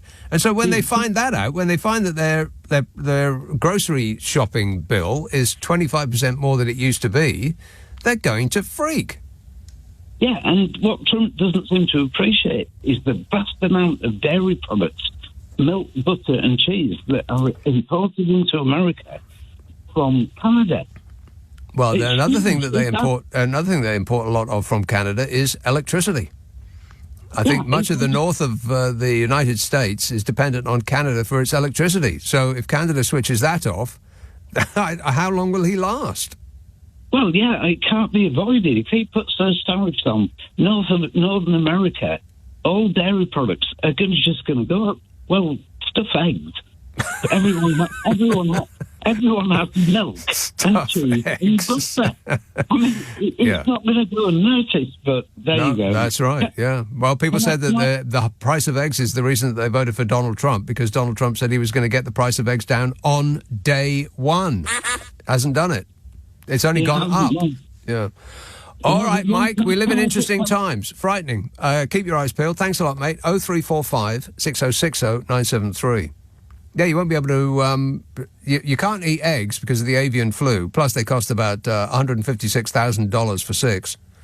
And you won't be able to drink milk or eat butter over there pretty soon, too, because the avian flu has jumped to cows. Poor cows. Alex says, happy Brexit birthday. Already 5 years old and it still hasn't done anything for us. If Brexit were an actual child, the haunted hat stand... would have had it sweeping his chimney by now. I don't know anything.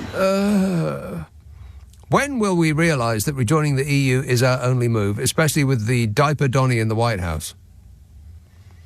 And Ari says, judging by their recent voting habits, I would have thought the percentage of illiterate Americans would be higher than 79%, surely. Rude.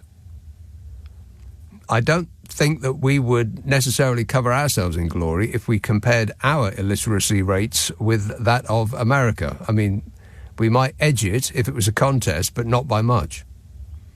Phil in Manchester says, Canada, Mexico, China slap tariffs on Boeing aircraft by Airbus. Well, that was all one sentence. I'm not quite sure what that means. Canada, Mexico and China slap tariffs on Boeing aircraft by Airbus. Was that those last two words an instruction? I hope the EU responds to a tariff in kind. Show Trump the EU of 27 countries has become a big economic stick. Yeah, which makes it doubly stupid that we have shot ourselves in the foot by leaving the European Union, because now we're the lone kid in the playground and some giant galump who's just been released from Borstal is looking for somebody to beat up. Is he going to beat up somebody from a big gang? No, because they'll fight back. So that leaves us. Oh well, best of luck. 0345 6060 973. Text 84850. Email nica@lbc.co.uk. If you're on WhatsApp, it's the same number as the phone. 0345 6060 973. Friday, Saturday, Sunday night at 10. Nick Abbot, LBC.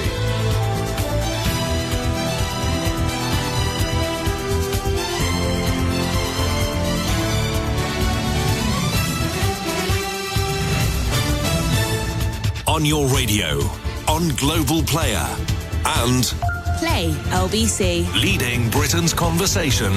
This is LBC.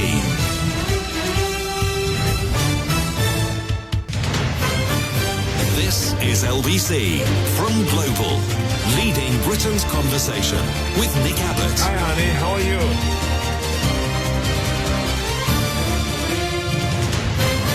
This is absolute tosh. Thanks, Nige. You're the best. This text says, just check, most iPhones are made in China. 10% extra on each phone entering the USA is likely to upset Apple executives. Yes, and in particular, the chief executive of Apple, Tim Apple. Also, it might upset Space Karen Elon Musk, because the batteries that go into his Teslas, you know, the swastika cars, they're made in China too. Everything is made in China. I bet you can't reach out and touch anything that does not have at least one component that was made in China where you are sitting, standing or lying down right now. Sean in Dublin says, the reason China is only 10% is because 80% of items for sale in the Trump merch store in Trump Tower and also in other neighbourhoods are made in China. Yeah. This is priceless, really. Make America Great Again hats are made in China. Cumbernauld. Andrew. Good evening again, Nick. Yes, sir. Nice to see you again. Just to say that your earlier caller from Dalry was actually correct. Oh. That QI is the most commonly played Scrabble words. Is it? I thought that was my secret weapon. Ah, no. You might have a secret weapon, but it's not it. Right. Okay. Okay. I know this from no greater source than the television program QI. Right. What's that? So it's the program that was formerly hosted by Stephen Fry, currently hosted by Stanley Toksvig. Right. And the research people are the QI elves. And according to them, according to Stephen Fry and the QI elves, QI or chai or chi as it's pronounced is the most commonly played word in Scrabble. Well, and it's also the name of a former province of China, which was spelt QI and then pronounced chai, and that was where China gets its name from.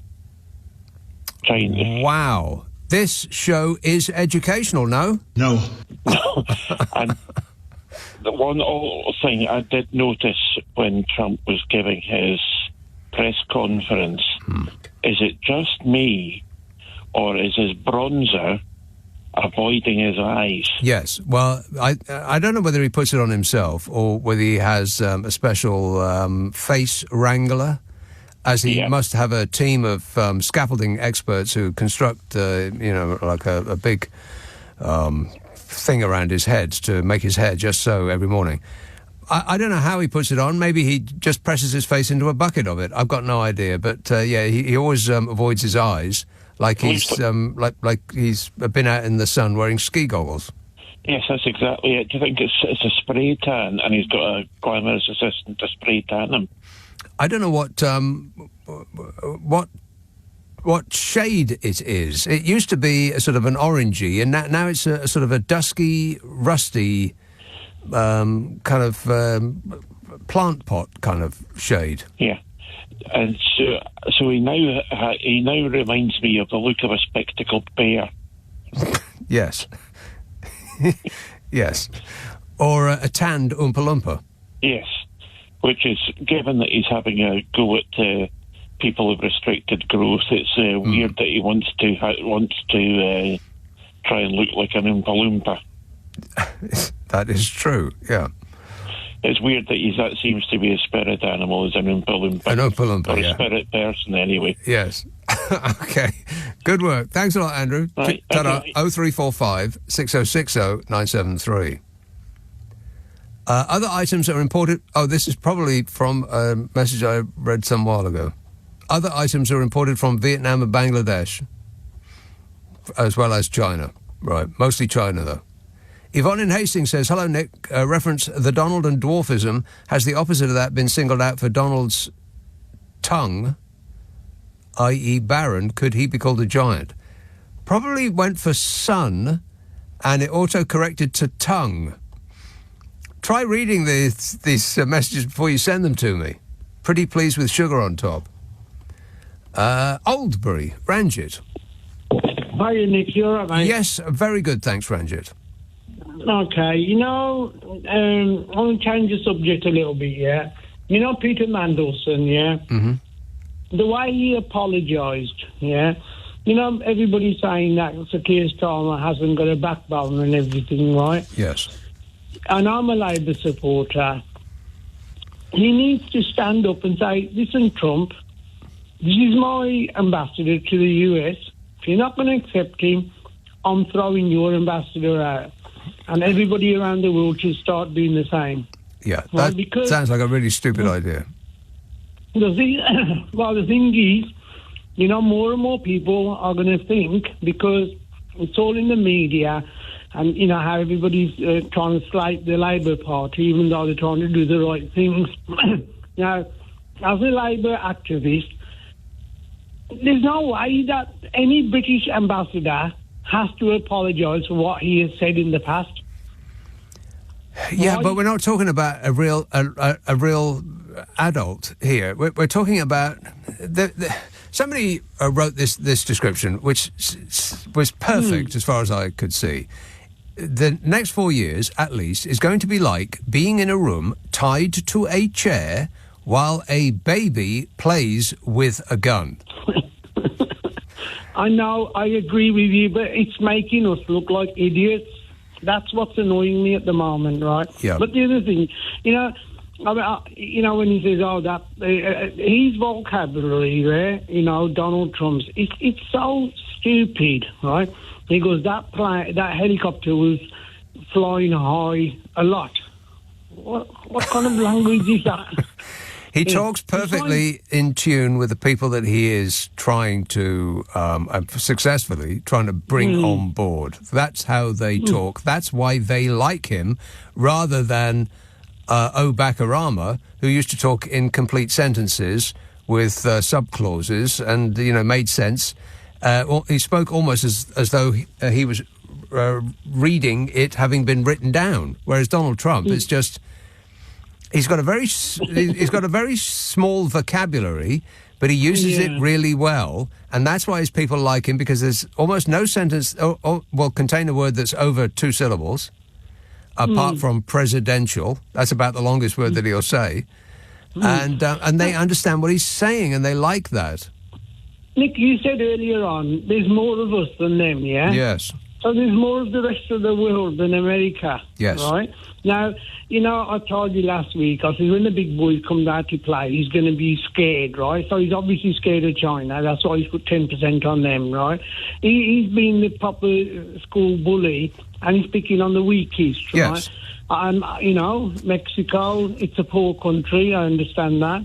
So it's right next to him. The longest border in the world is 4,000 miles between Canada and America. Mm-hmm. And what a wally, he's picking with his next door neighbours. You can't be doing that kind of stuff. And we other people now need to put him in his place. When he said, I can walk down that square in New York and shoot somebody and nobody would take any notice. Fifth Avenue, and he would get away with it. Fifth Avenue, yeah.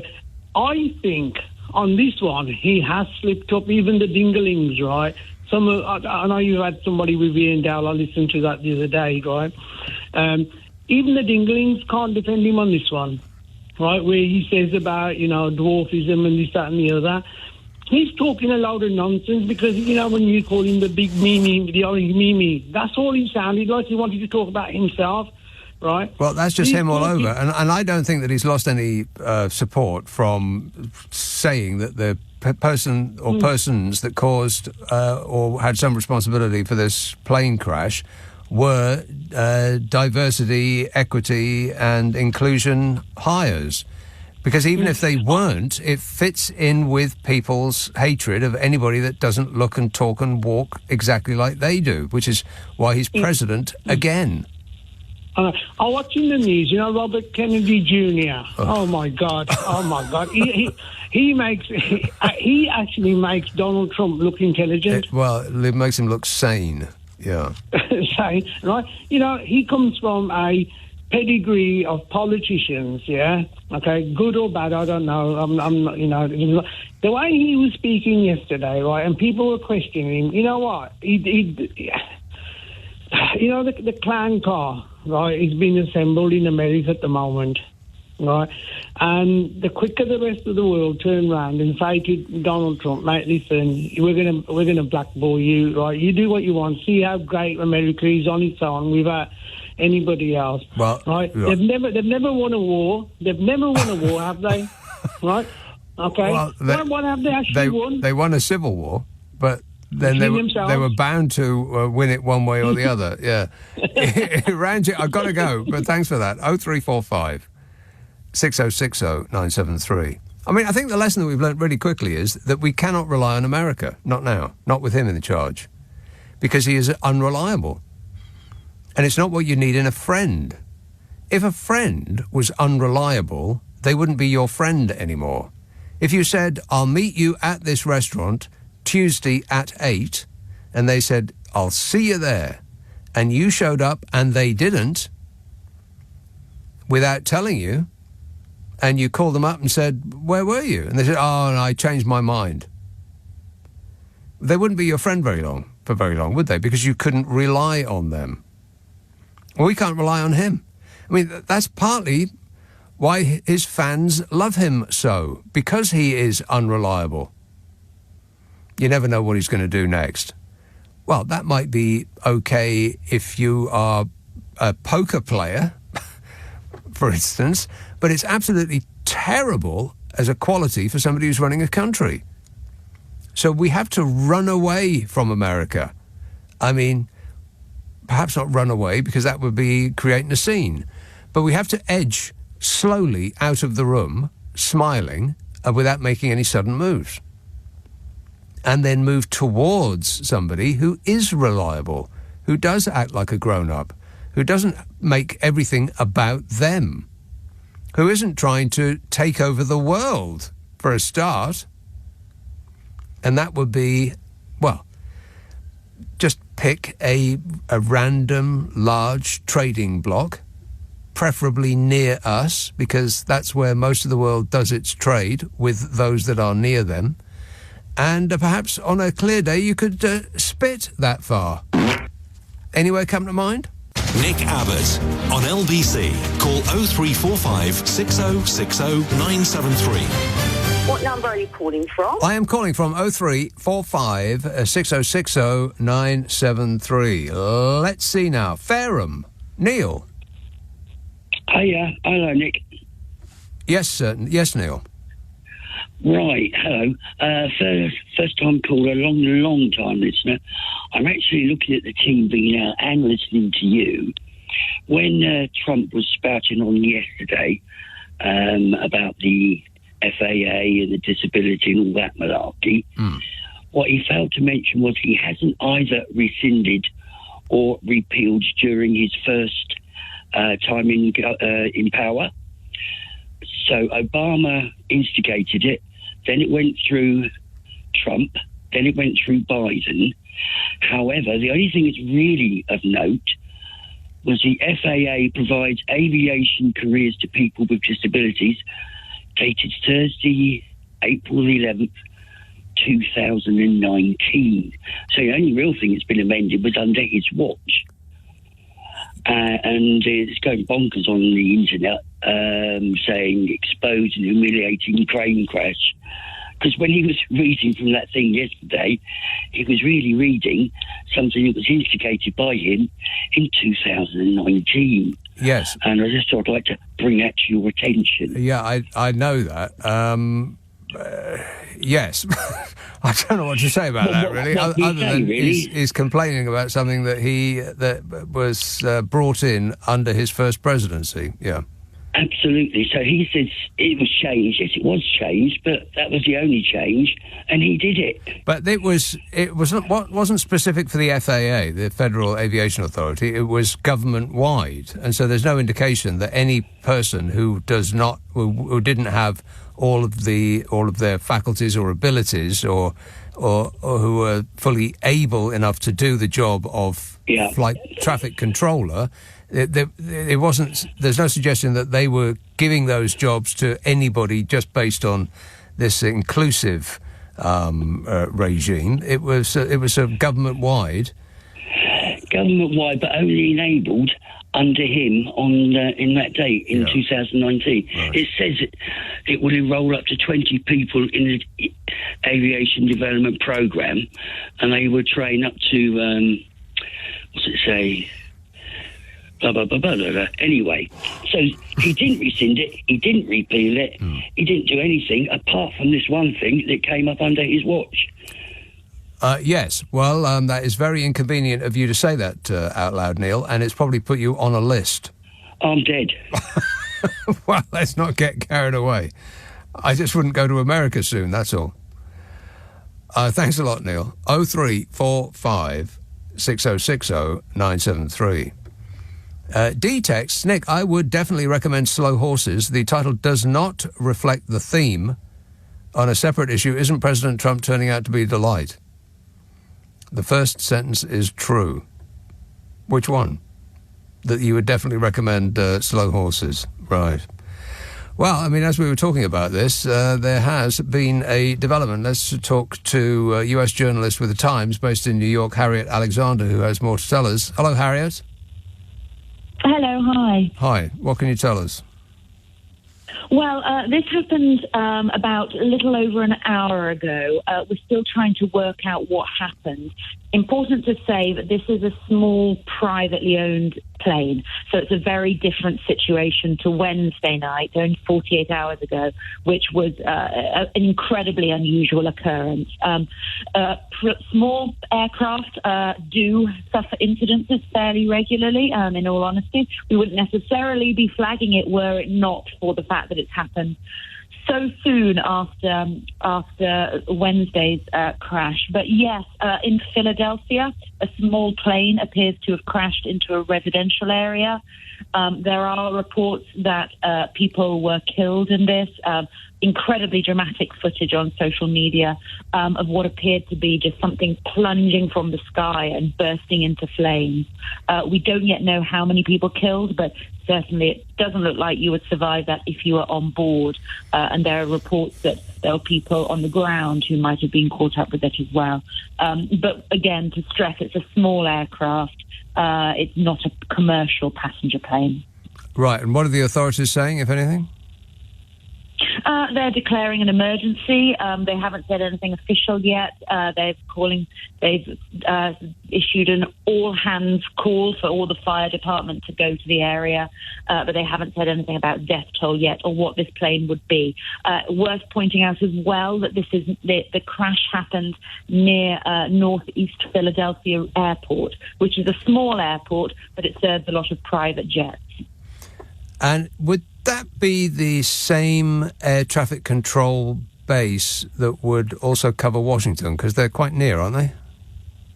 Yes, the cities are near. Yes, the cities are near, but it would be done separately. Absolutely. Right. There's also Philadelphia Main Airport, which is a big international airport. You can fly direct from London to Philadelphia. It is not at that airport, worth pointing out. It's at a much smaller regional airport, which uses a lot of private jets, rather than the main Philadelphia International Airport.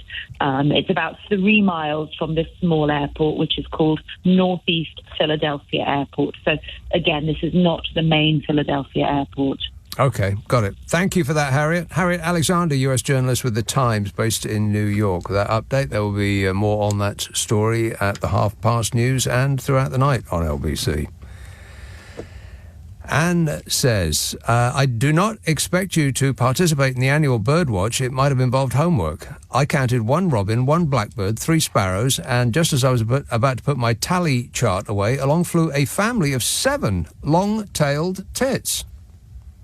Couldn't they have called them something else? I mean, of all the words in the English language, they had to pick that. Dee says, oh no, I've read that one. And this text says, I think you are absolutely right. I totally agree. Can you be more specific? Oh, read on. I think that's why Trump thought he won the last time, because somebody had tried to engineer him winning, and he was gobsmacked that he didn't, because the engineering, the school Dougie, for some reason, didn't work the last time, but it worked this time, and I'm sure Remus was something to do with it. I have absolutely no idea what you're talking about. Much of it didn't make sense. So it fits right in on this show. Let's see now. Greenwich. No, you haven't been waiting long enough. Sorry, mate. Other people have been waiting a considerably longer period than you. Woolwich, Richard. Oh, God, yes, hello. Richard. Hi. So dry January is over for 25 minutes, so you're going to get a load of loonies on. Well, it never started round my way. Right. It doesn't seem to make any sense to, if you're going to give up booze, do it in another month. Not January, not February. Maybe March or April, but not January or February. Absolutely, completely right. Nick, I wanted to say, I took on 2 of your suggestions that you've been plugging for the last few months. Yes. The first one is I bought an air fryer at Christmas, and I love it. Hang on a minute. I haven't been plugging air fryers. Have you? Okay. No, Maybe I've been it's saying Chinese. that. No, I've been saying that I bought one for its ability with, for its stated ability with chips, which is pretty much the only thing it can't do. Oh, it can. I'm sorry. I'm sorry to contradict you straight away. Not mine. But are you doing regular potatoes, or are you doing sweet potatoes because it does sweet potato chips amazing. Ooh, that sounds good. Sweet potato chips. I mean, this is enough to put Ranjit out of business from Oldham because I've been 1 month, I've not gone to the chippy. Yeah. You just kind of chop it all up, put sort of virgin olive oil, sprinkle it, chuck it in there for 10 minutes, and you've got the perfect sweet potato chips. 10 minutes? Oh yeah. Am I doing something wrong? Well, I think I bought the wrong machine. Yeah, I think you have. Again. But the other plug is the warm blanket, the throw-over. That was sensational. Isn't it? It's game changer. It really is. It is a life-changing product. I'm talking about a heated throw. That's what they call it. Not a heated blanket, because that goes on the bed and stays there. No, a heated throw that you can pull over yourself when you're watching the telly, and it puts the heat on you, not around you. It is absolutely a blooming marvellous. Yeah. So commission to you later. Right. But my final thing is Brexit. Of course, I couldn't not talk about Brexit on this anniversary. And the thing for me, I'm not going to talk about all the, the Farages of this world and all the rest of it. But the thing I find astonishing is I've been listening on and off today to LBC and other programs, but particularly LBC, where you have people phoning in saying with regret, saying, I didn't know what I voted for. And I'm sorry, I want to be compassionate. I want to get into that kind of James O'Brien, forgive them and all the rest of it. What? But I cannot. No. Oh, yeah, he says, forgive them their sins. They didn't know what they were doing. They've been spending the last 5 years telling us they knew what they were voting for. Exactly, and I just kind of vomit over it all because it's just ridiculous. Oh, well, sorry, but I just find it. I mean, I was living in Europe, and the minute I heard about it, I just thought, you cannot be serious. This is just an insanely ridiculous idea, and nobody's going to vote for this. It's one of the stupidest things that any country has ever done. Right up there with selling off all of your water, which we've been the only country to do as well. Another Tory initiative, exactly. Yeah. Exactly. They smash things up, and then when Labour come in, they blame Labour for all of the things that they have broken that Labour hasn't managed to fix in the first minute of their office. Yeah, completely so. It's just and then they turn around and say, "Oh, it hasn't been done correctly," as the leader said. Yeah. And then you've got Farage saying it's the wrong kind of Brexit. I said I wouldn't mention all these people, but I mean, I just find today, listening to all of this, this kind of sense of pouring out on the radio about, please forgive me, I didn't. No, I won't forgive you. No. Absolutely not. No. I'm not forgiving you. No. Absolutely not. Right. Yeah, because, I mean, it's a nonsense thing they did, really. Yeah, they believed a tower of lies, while people like you and me were telling them, don't believe it, it's a tower of lies. And quite obviously it was, because nothing they said made any sense, and neither was it going to come true in the best of circumstances. But they went ahead and believed it anyway because they didn't like foreigners round their way. And that is the it of it. They can pretend that it was some other reason. Oh, it's about sovereignty. And then they're unable to actually say what that means. Of course, it's utterly meaningless. That's why people like Farage used to say it all the time, because you can't quantify it. It's just a feeling.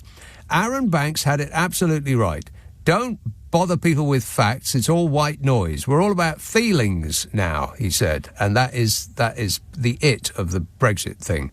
Vote for this this catastrophic policy, and you will feel better. Well, how's that working out? Oh, fabulous. Thanks a lot, Richard. Stay angry. Nick Abbot on LBC. Call 0345 6060 973. Everything is going extremely well. You bet your life it is. This text says, I got the top reply on the Musk tweet about Wikipedia simply for pointing out that he was calling objective facts propaganda. You should have seen the raging Musk fanboys. It was something else. Yeah, those raging Musk fanboys aren't real people. If they've got 4 followers and an official blue tick, it's a robot. Affirmative. Not real people. Don't engage. Lewes, East Sussex. Hello, David. David? Ah, a noise. There you are. There is something wrong with the phones tonight. It's either they're on delay or they do sound like they're talking to me from a submarine. A submarine? Are you in a submarine, David? I'll try and get him back on a better line. And in the meantime, let's talk to Jan in Tooting. Yes, Jan. Hi, good evening, Nick. Jan. Yeah, how are you? Good, thanks. Right. So I've got, I want to say a point about Musk, about his greatest enemy at the moment that he's in a feud with is his transgender son. Well, it was a son, but now it's a daughter. It? Well, he or she. I mean, I don't know what to call her that. No, I mean, she's the she. She's changed her name to Vivian Wilson. Right. But the thing is that there's a feud going on between them, and she's disowned him as as his father, and because of their hatred towards this, and she's got quite a following. I mean, of course, she hasn't got that 214 million following, but Musk has, but she's got a big following because she is transgender. She's standing up for that freedom. Well, she knows him more than most. Yeah. I mean, and the thing is, she's disowned him as a father. Yeah. Which must hurt, but because he's got they say her going transgender, him going transgender, is part of triggered off Musk's war on woke. He calls it what does he call it? He calls it a virus or something. He hates this. I think. Woke mind virus. Woke mind virus. Yeah. Yeah. Well, what do you? I mean, you. It's been in the news. It's been in the news. I think the people that use the word woke as an insult need to look at themselves in the mirror and ask themselves why it is that other people being considerate of others upsets them so. Yeah, I mean, it's like I mean, Musk's far right lurch to the far right. He used to be actually a Democratic. He used to support the Democrats. Yeah, there's a lot of people who have switched and are now following the money, honey.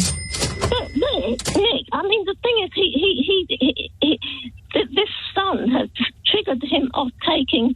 I mean, it really had a big effect on him. Well, because we don't know that it had any effect. No, it did. He moved his SpaceX. Could be completely coincidental. No, it isn't, Nick. He moved his SpaceX and Tesla headquarters out of California in protest. No, not in protest. It was because in Texas they tax him less.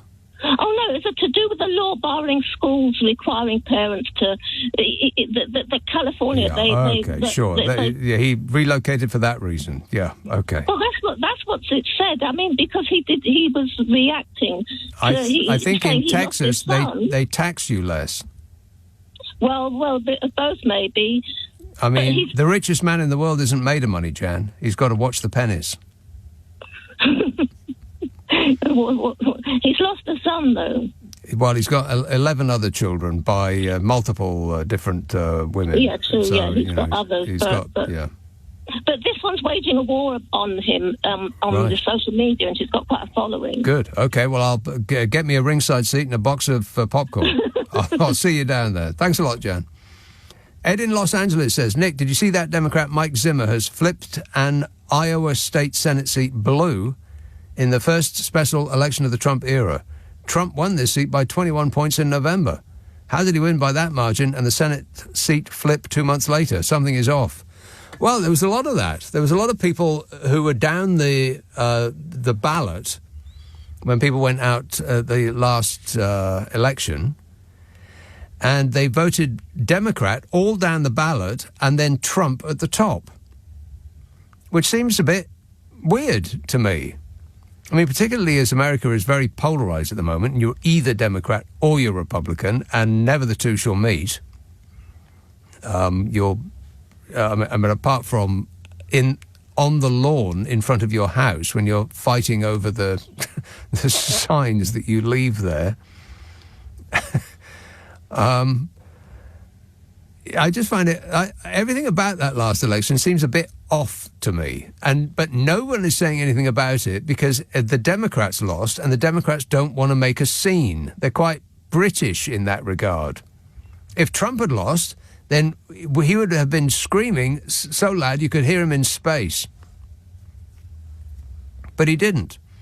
And so he's saying nothing other than lying about how much he won by.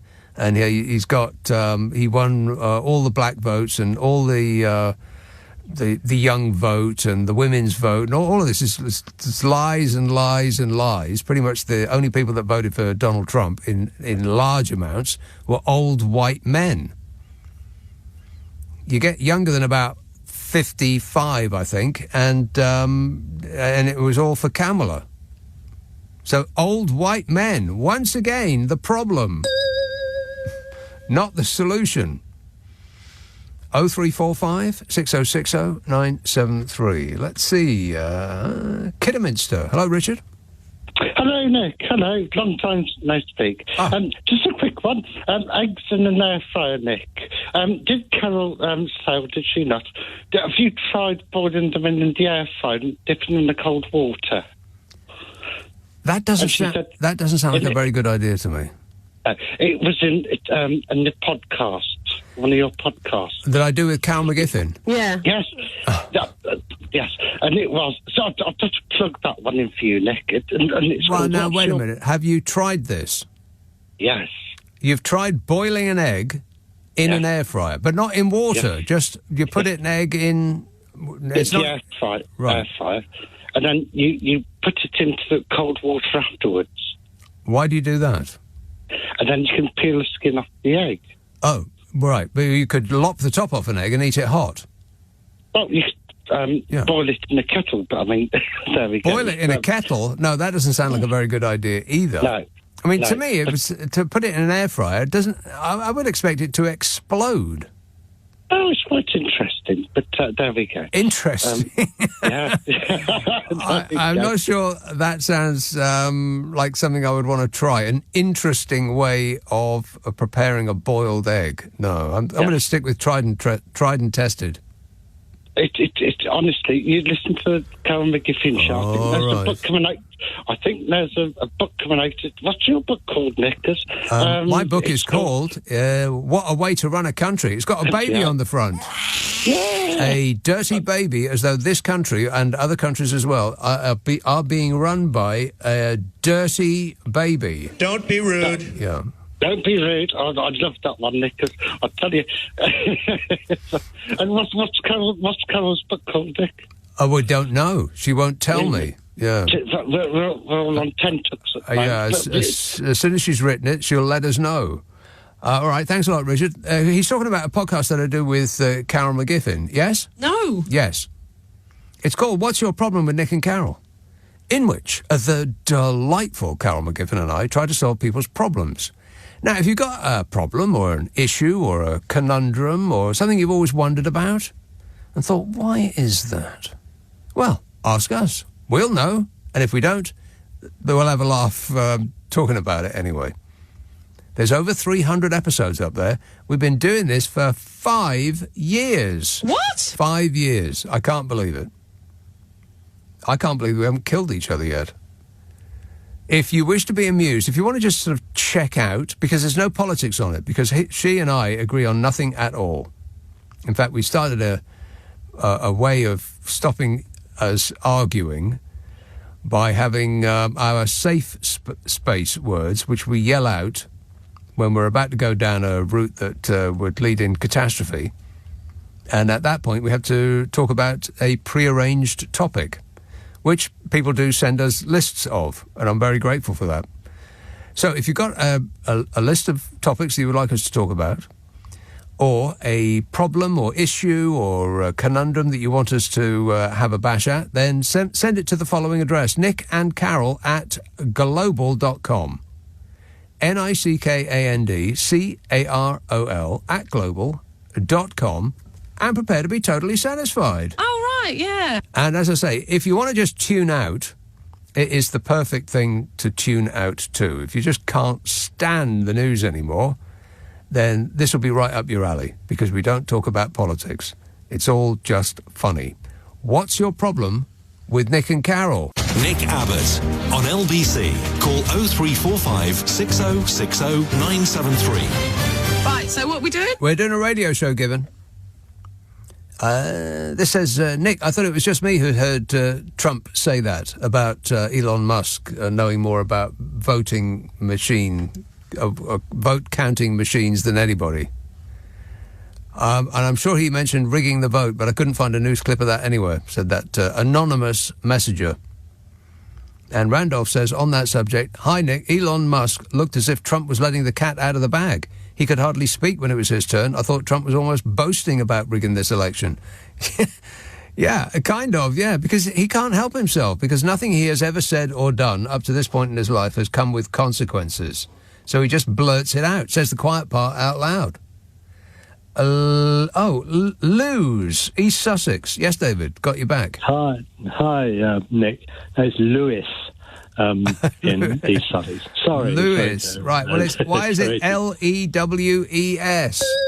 I don't know. It's not my fault. Right. Sorry. Anyway, you were talking about American grocery bills, and I can't help being reminded of, I can't remember that thing in the novel 1984 by George Orwell, where one of the party workers sort of triumphantly says that the chocolate ration has been increased to 25 grams, whereas actually everybody knows it's been decreased. And that seriously reminds me of you can just see, I had this vision of kind of some massive financial crash in Wall Street, and then Donald Trump saying it's a golden age where we're more prosperous than ever. Well, that's happened already. That happening? Yeah, it's happened already. That's it. We're living in it. Yes. Donald Trump said that we're entering a golden age, and almost straight away, something of the order of $600 billion in value was wiped off one of the tech market's biggest companies. Nvidia is the biggest single-day loss for a public company in history. And all the other tech stocks, they're down as well. I mean, they're all collapsing because of this Chinese thing that has apparently been able to come up with a competitor for Chat GPT and all those other AI bots for about a tenth the price. Yeah. I didn't know that, but my goodness, yes.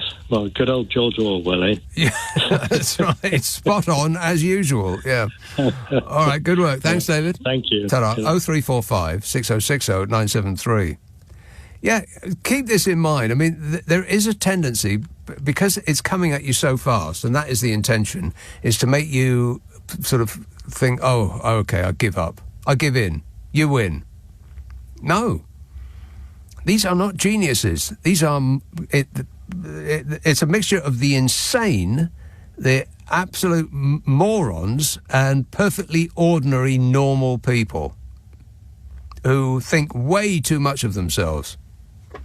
And they've finally been given the ability to do all of these things that they've been dreaming of doing, just like Liz Truss. Absolutely. When she was given the ability to do all of the things that the Britain Unchained lot had dreamt of doing. And straight away it failed. And the same thing is going to happen with this lot. I mean, they're going to gut all of the organisations that keep Americans safe, with the expected consequences that they will become rapidly unsafe.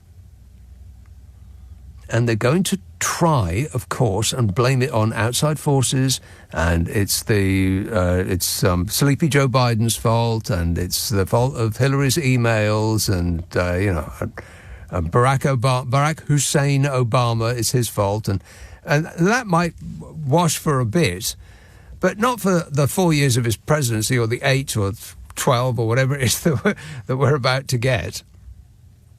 So I just wonder what his fans are going to make of this.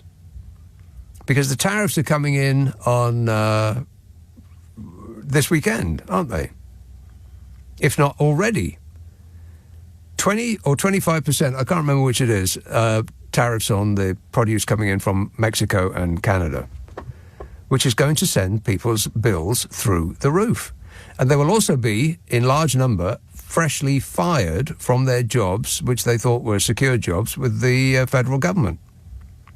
Now, if all of those people who are about to get fired voted for Kamala Harris, I'll be stunned. Of course they didn't. Many of them voted for Donald Trump. But they voted for Donald Trump to be evil and cruel to other people, not to them. And all over the internet, there's videos of people crying into the camera saying, well, I voted for Donald Trump, but now he's taken away my medical insurance and he's just taken away my job. And I didn't know this was going to happen. Why didn't somebody tell me? Well, people were yelling at you that this precise thing would happen, but you let your hatred of others get in the way. They voted for him thinking that he was going to be mean to other people, not to them, as though somebody's going to take their name down, and now that they know that they voted for Donald Trump, they're going to be given a pass. Well, they don't know him very well. I just wonder how it's going to play out, how quickly it will play out, because they're backtracking already. But I think the key thing is not to be overwhelmed. And one of the things I was ranting about last week was how much time people spend on social media, because now it is peppering you. I mean, my phone lights up practically every 10 seconds with some notification from either the Washington Post or the New York Times or one of these organizations with the latest insanity from the White House. And it can get overwhelming.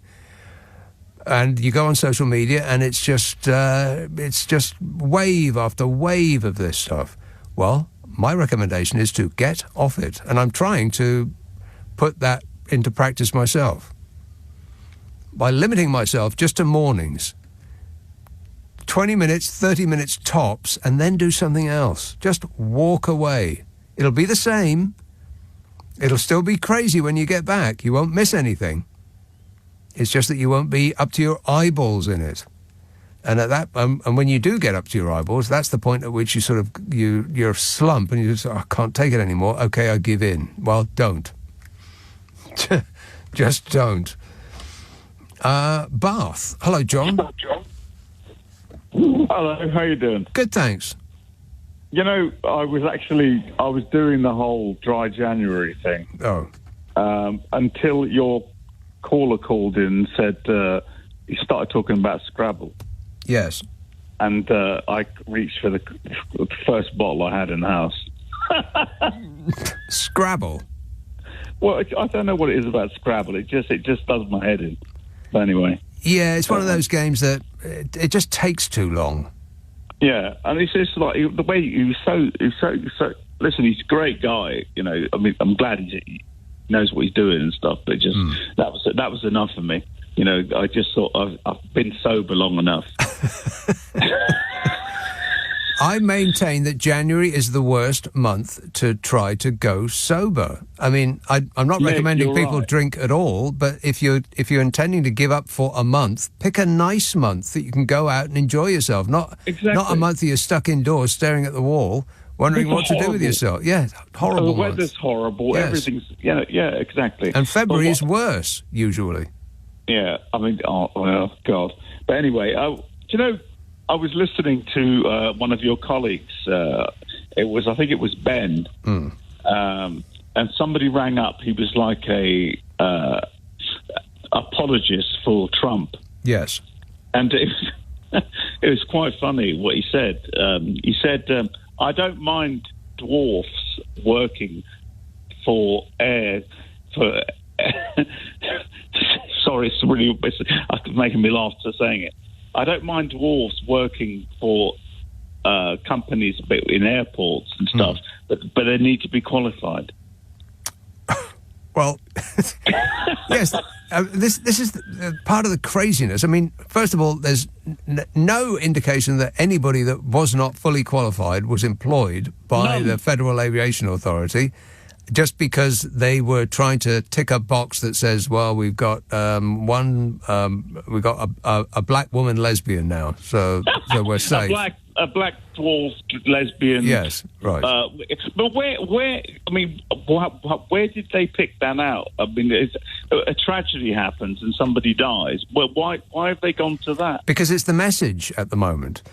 Here are a selection of people that you need to be afraid about. Mexicans and South Americans coming into our country, they're murderers, they're rapists, and some of them are good people, I suppose. So there's that. My understanding of affirmative action is it's that if you have the qualifications and the brains to do something, yes, you should be able to do it irrespective of your race, gender. Yeah, and the counter-argument is that, well, we should just employ the best people. But the thing is, up to now, we haven't necessarily been employing the best people. We've just been employing the white people. But that's the whole point, you see. But it's a typical trope of Trump, and to be honest, Elon Musk is responsible for this too, as well, with his weird fascism. It's just this idea that somehow the reason the plane came down. I mean, can you imagine the families that have just died? That they've lost people, and he's putting in their mind this kind of idea that like the entire plane was driven or monitored. This is how despicable a person he is, and which makes the people that follow him like he is Orange Jesus just as despicable, in my opinion. Nick, it's not just yours; it's mine too. But I'll tell you something, Nick, as well. I've noticed though, the media right now, they're going through some kind of a honeymoon period where they're almost like glad that he's like in. Oh, thrilled! It's like, yeah. What's going on? And they're also debasing themselves in front of him. They are giving him the benefit of the doubt when no benefit is deserved. Yeah, this is the thing. If he looks like a duck, walks like a duck, exactly, it's a duck. Yeah. And I went to cancel my subscription to the Washington Post, and in order to subscribe I've already done it. And in order to subscribe to the New York Times, and they appear to be just as bad. Listen, where do I go now? Listen, I've done both of those things, so I don't know where I can go now for news. Yeah. But you just got to pick a lot of different sources, and the average will probably be about right. John, I've got to go, but thanks for that. Let's see if I can squeeze one more in. Merthyr Tydfil, hello, Jeff. Got a minute. In the room where dreams arise, dandelions kiss the skies.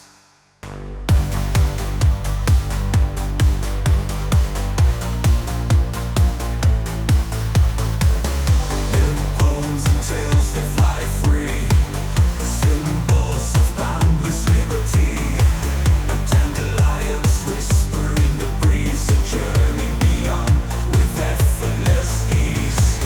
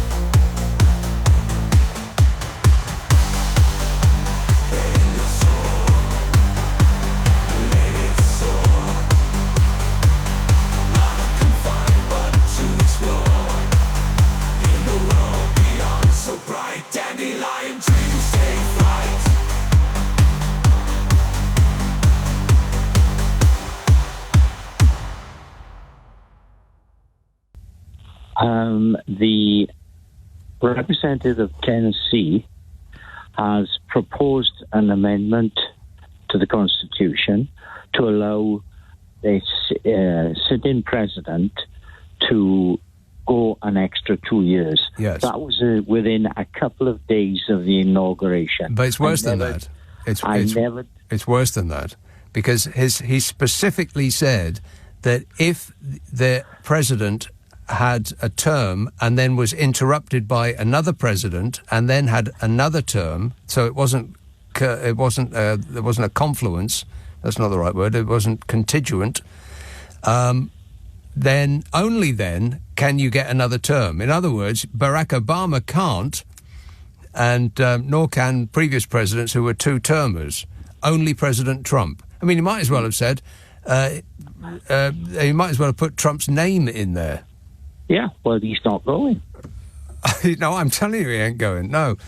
Thanks for that, Jeff. Sorry, mate. I have to go. I have to go. I have to go. I have to go. I have to go. I have to go. I have to go. I have to go. I have to go. I have to go. I have to go. I have to go. I have to go. I have to go. I have to go. I have to